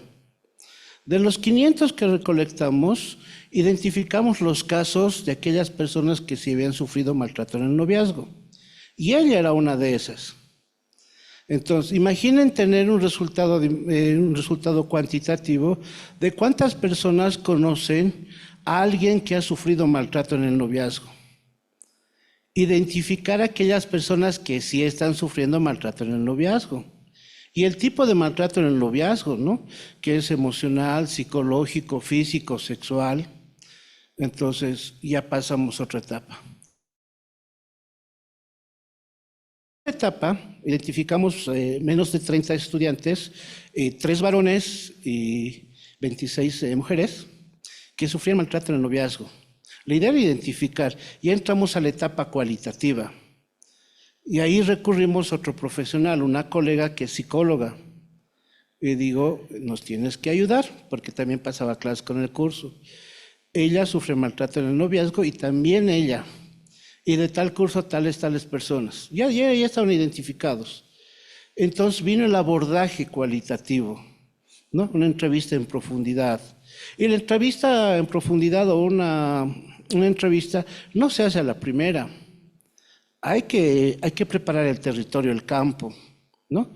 Hay que conocerlos, hablar, crear empatía, hasta poder sacar la información que necesitamos. Hasta ahí ya teníamos la investigación cuantitativa, la investigación cualitativa. Ahora, ¿qué se hace? Tenemos que entrar a una tercera etapa, la intervención, sacarles de esa situación de maltratadas y maltratados y llevarlos a un escenario nuevo. Entonces, ahí viene la parte propositiva, que ya lo hizo la psicóloga con la intervención personalizada. Teníamos un gabinete psicopedagógico y lo utilizamos para trabajar con ellos. Esto pasó en el 2012-2013, ¿ya? Porque iniciamos el segundo semestre del 2012 y en el 2013 ya identificamos el problema. Y alguna vez les comenté siempre a mis estudiantes y comento a algunos colegas, el 2022, con un curso diferente, un contexto diferente, yo identifiqué problemas en mis docentes, en colegas, que era estrés académico. Imaginen, estar encerrados en cuarentena, el COVID, dictar las clases, volver a la presencialidad era otro escenario. Pero no me percaté de los estudiantes. Pero entre broma y broma, las chicas, ¿no? Cuando un chico hace un mal chiste, baja la mano y pellizca, ¿no? O se apoya y pellizca, golpea. Ay, se me ocurrió, hagamos una investigación. Esta vez lo hicimos con 140, 120 estudiantes, solamente del turno mañana, y pudimos identificar que el problema se dio la vuelta. Ya no eran las mujeres que sufrían maltrato en el noviazgo, ya son los varones que sufrimos maltrato en el noviazgo. Un maltrato verbal, psicológico, físico. Las cosas se dieron la vuelta. Todavía están todavía en proceso, tratando de profundizar. Tenemos que crear espacios donde hombres y mujeres puedan empoderarse, salir de sus problemas, contar sus problemas. Los varones no cuentan sus problemas. A las mujeres llegas a un punto de reflexión y empiezan a llorar y a contar y a desahogarse. Los varones no, les gusta sufrir con el problema. Entonces, imaginen, igual tuvo 3 momentos. Una encuesta general, se identificó a aquellos sujetos que sufrían maltrato en el noviazgo. Una entrevista ya más personalizada, donde, ¿por qué le aguantas? Ya le había bajado la moral, es que no voy a encontrar otra chica como ella. Es que si termino con ella, no voy a poder estar con nadie más. Es por mi bien. Entre broma y broma, es por mi bien, me pega porque me quiere. Entonces, se ubican esas realidades. Son varios trabajos de investigación que a veces realizamos en aula. Y la mayoría de las veces siempre son investigaciones mixtas e interdisciplinarias, porque a veces necesitamos de otro profesional para que nos ayude a entender las realidades que viven. Y los docentes constantemente deberíamos estar haciendo investigaciones, porque los problemas están en todo lugar.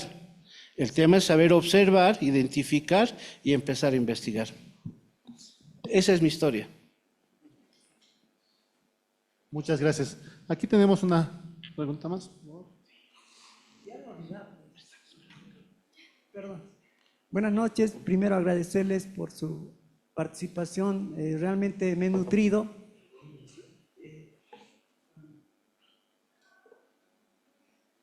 Hola, ¿ahora sí?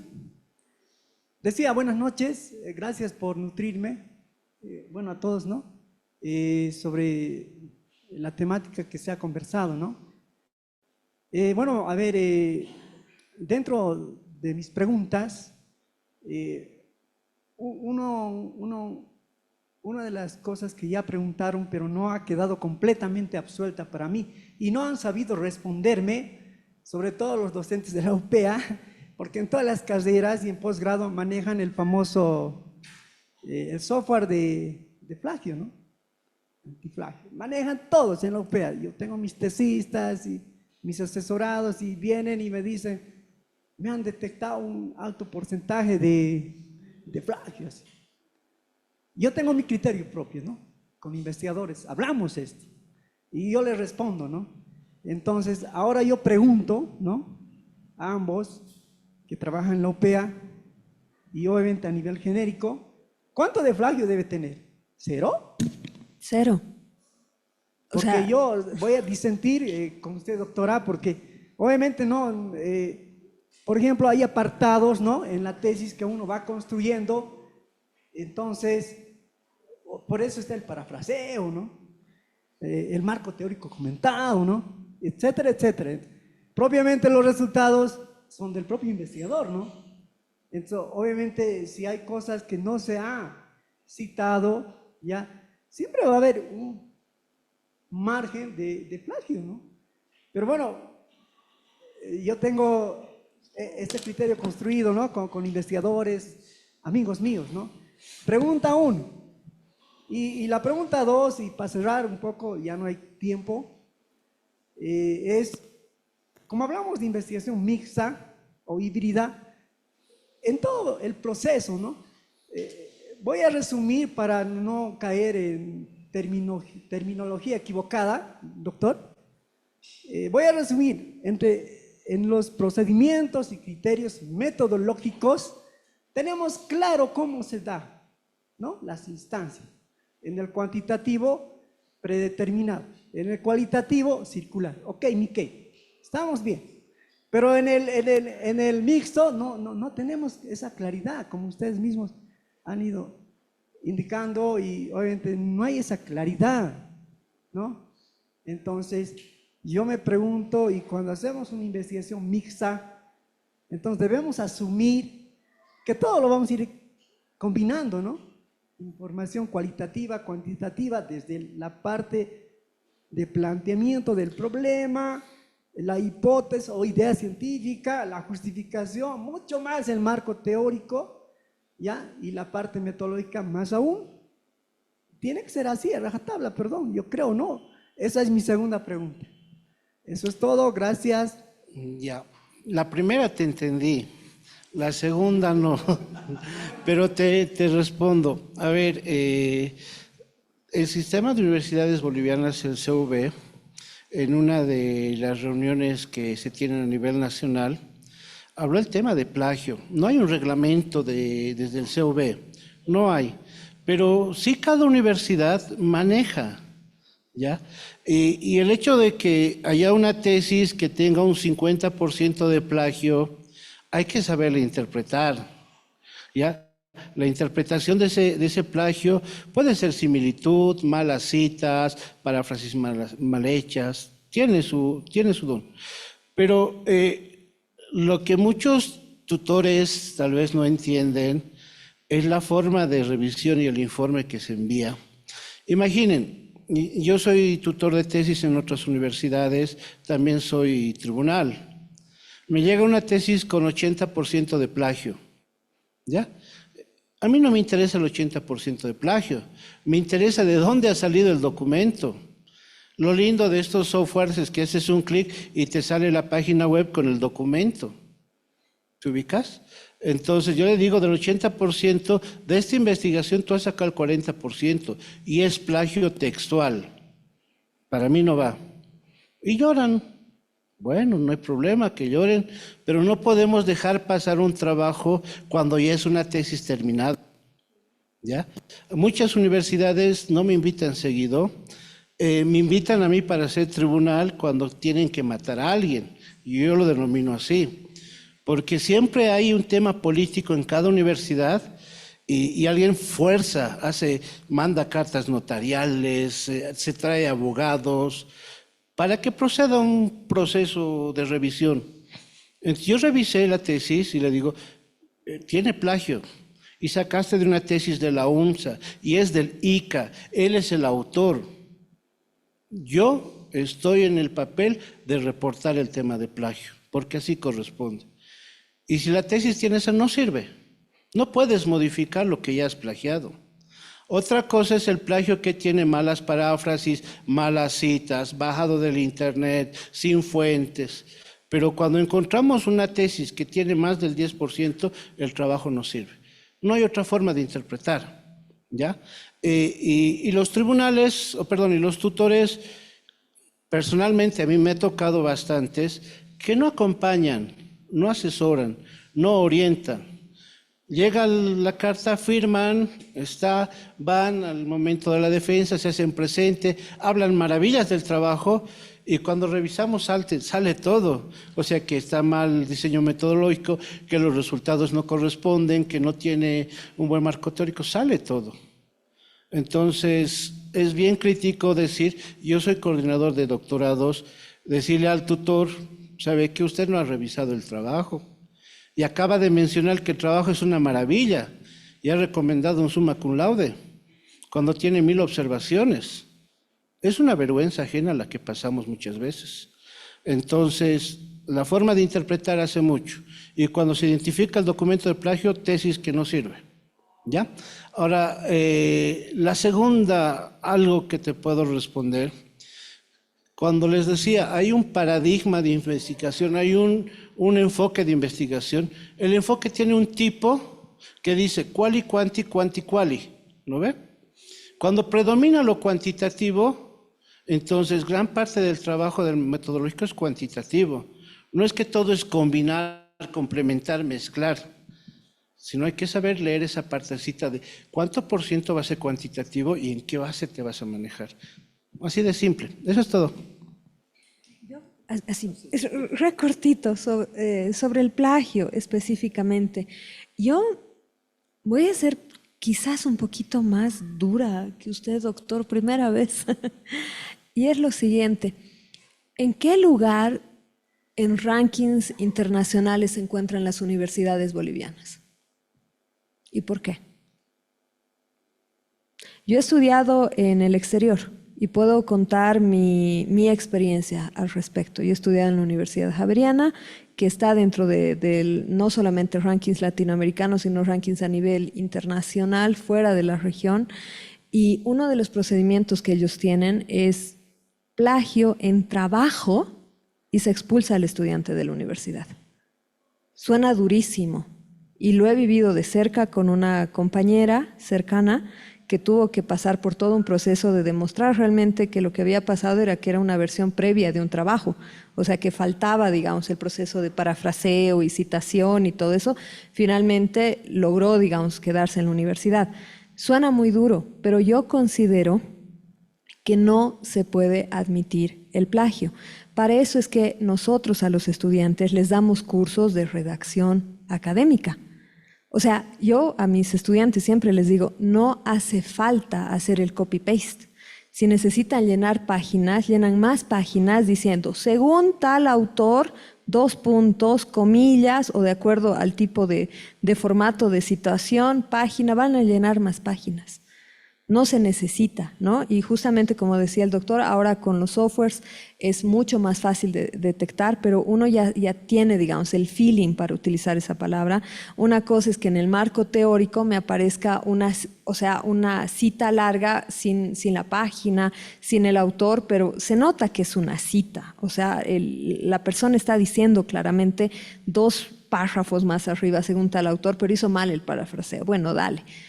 Vas y lo corriges. Pero cuando hablamos de plagio de verdad, estamos hablando de estudiantes que buscan en repositorios de universidades extranjeras y copian la tesis entera.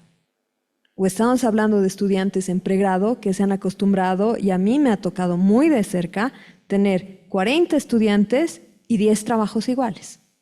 Y además una maravilla de citado, ¿no? Una maravilla de hechos y venían de un artículo del internet.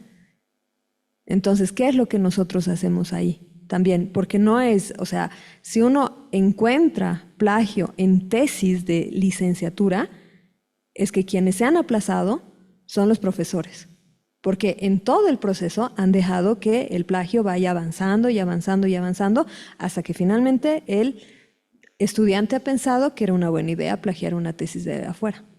Por eso digo, o sea, primera vez que voy a ser un poquito más dura. A ver, hay que partir de lo siguiente, ¿sí? Complementando lo que los colegas indican, ¿no? El doctor Escobar y la doctora Guevara. Primero, Cuando hablamos del tema de estas herramientas antiplagio, que se lo concibe así, herramientas antiplagio. Estas herramientas antiplagio, si ustedes revisan, ¿sí?, cuál es el fin, el propósito, el objetivo de estas herramientas de antiplagio, te dicen identificar el porcentaje de similitud.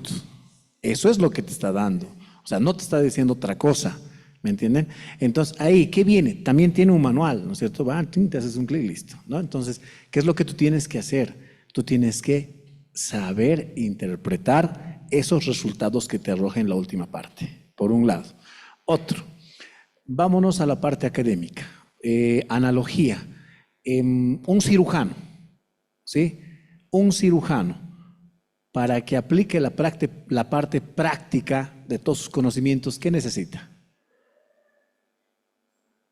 No, fuera del conocimiento, él ya tiene, pero ¿qué necesita para la parte práctica? ¿Perdón? Exacto, necesita un bisturí para operar y otros, ¿no es cierto? Si no tiene bisturí, ¿cómo va a aplicar? ¿Simple o no? Entonces, el académico, peor, si nosotros, en mi caso, si yo soy tutor, si soy tribunal, si soy investigador, ¿qué necesito? Necesito con mi mano derecha de antemano esa herramienta antiplagio porque estoy trabajando con eso día a día.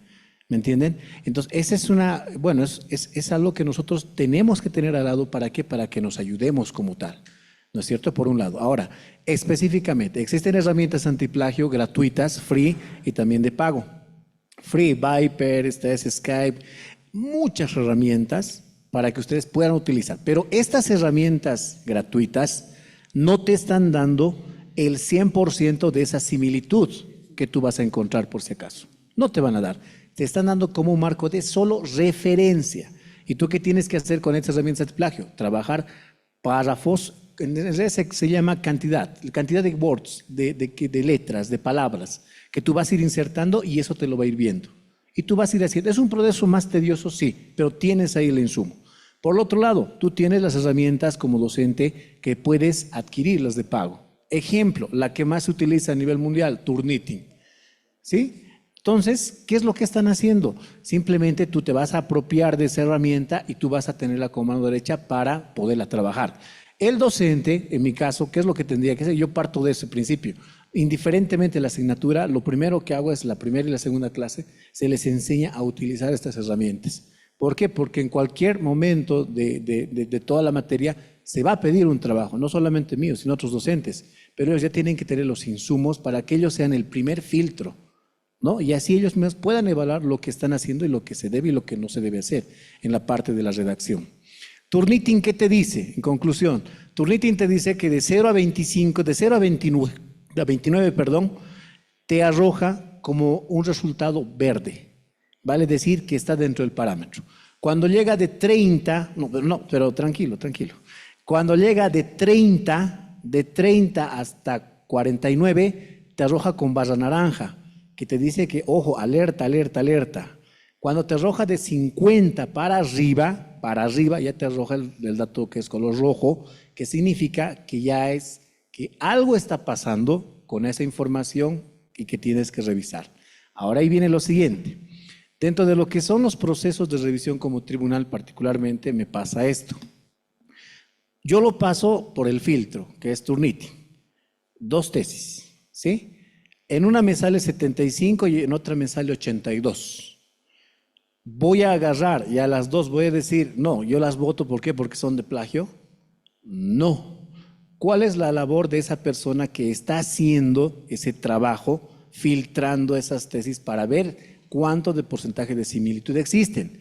No es solamente agarrar y basarme en el número, sino es que tenemos la obligación, el derecho y el deber, sobre todo, de agarrar y empezar a revisar. A ver, esos colorcitos que te bota, que son bien bonitos los colores que lo van a encontrar al final, tú te vas, el primer color que tú ves, los más altos, no me va a interesar ver los números bajos, se ve los números de arriba, los más altos que tengas, generalmente son rojo, naranja, verde, azul.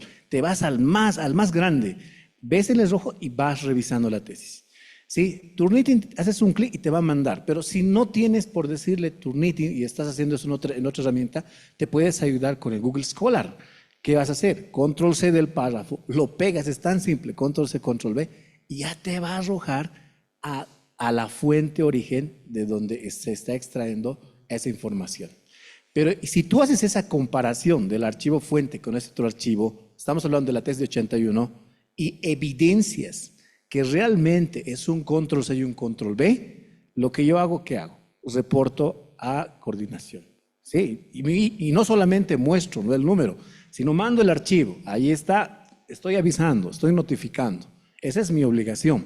Pero de la tesis de 75, por decirles, que está por unos cuantos números más, me doy el trabajo de revisar y no encuentro por qué voy a informar para que se lo catalogue como plagio. No tengo por qué, porque más lo contrario. ¿Qué ha pasado con esa tesis? Ha tenido, generalmente, ¿qué es lo que sucede en las tesis? Error de dedo. ¿El error de dedo cuál es?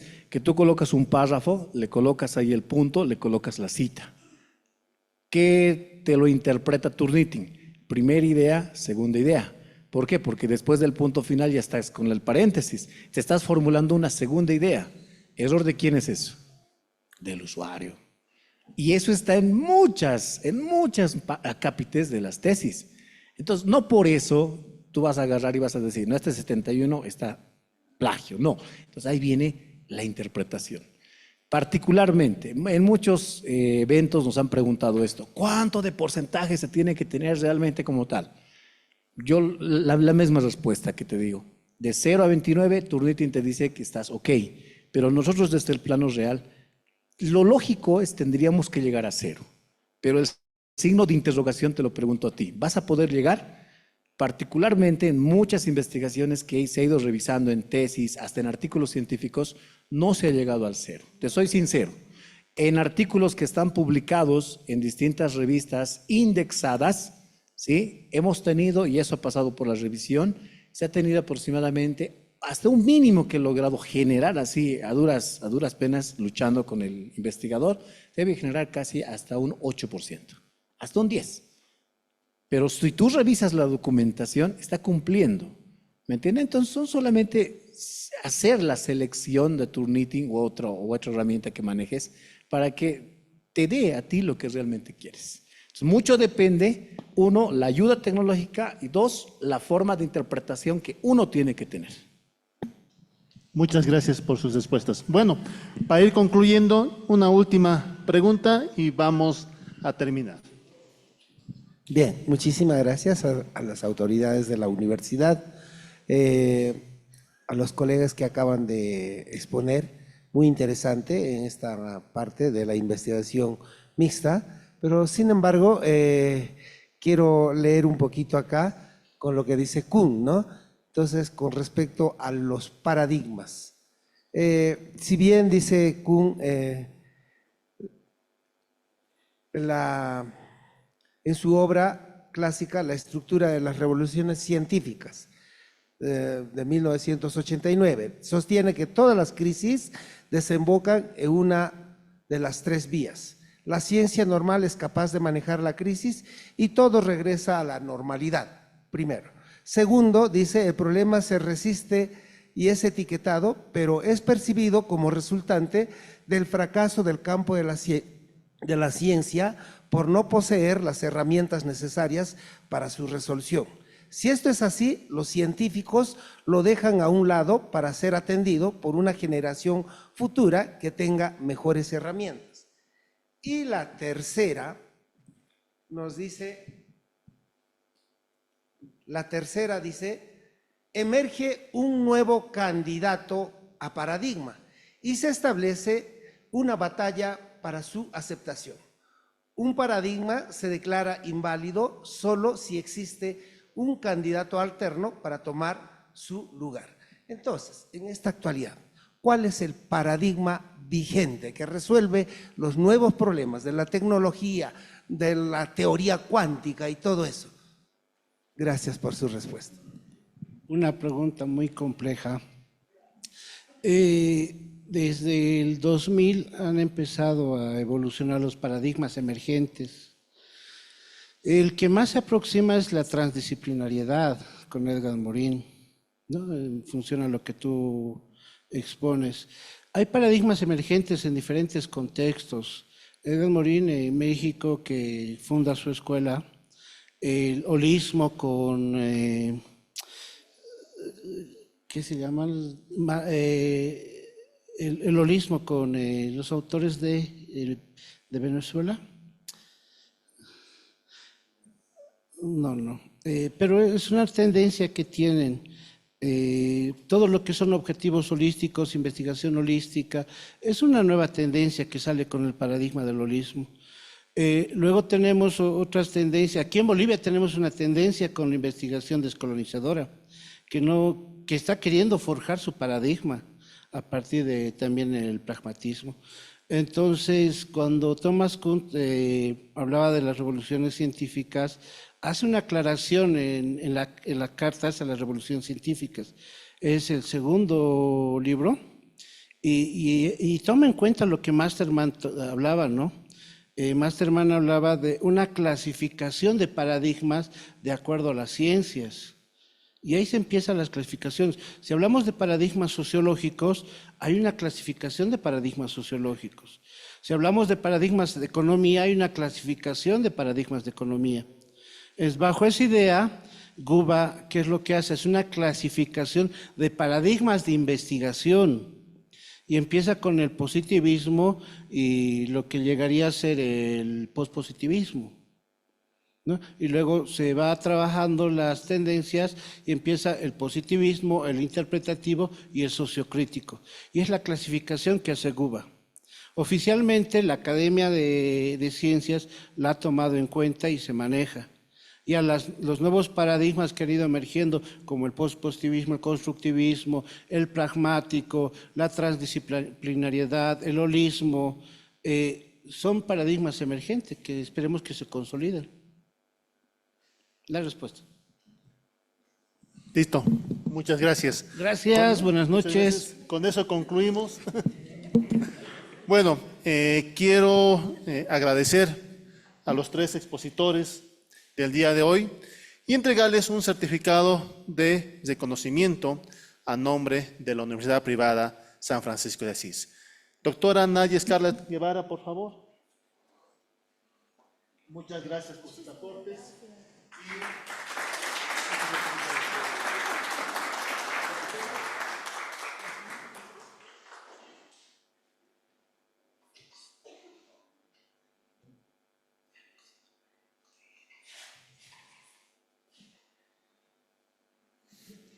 A mi mentor, doctor Peter Gensi Escobar Callejas. Muchas gracias por su presencia.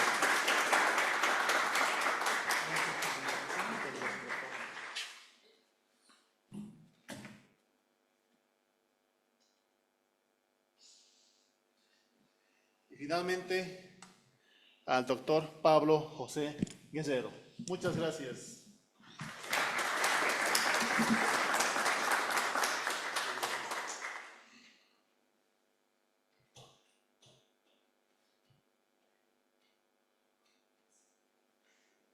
Listo, nuevamente un aplauso a nuestros panelistas de este foro. Estoy seguro que nos estamos yendo con bastante información, con bastante conocimiento. Muchas gracias y a ustedes, muchas gracias por su participación. Hasta luego.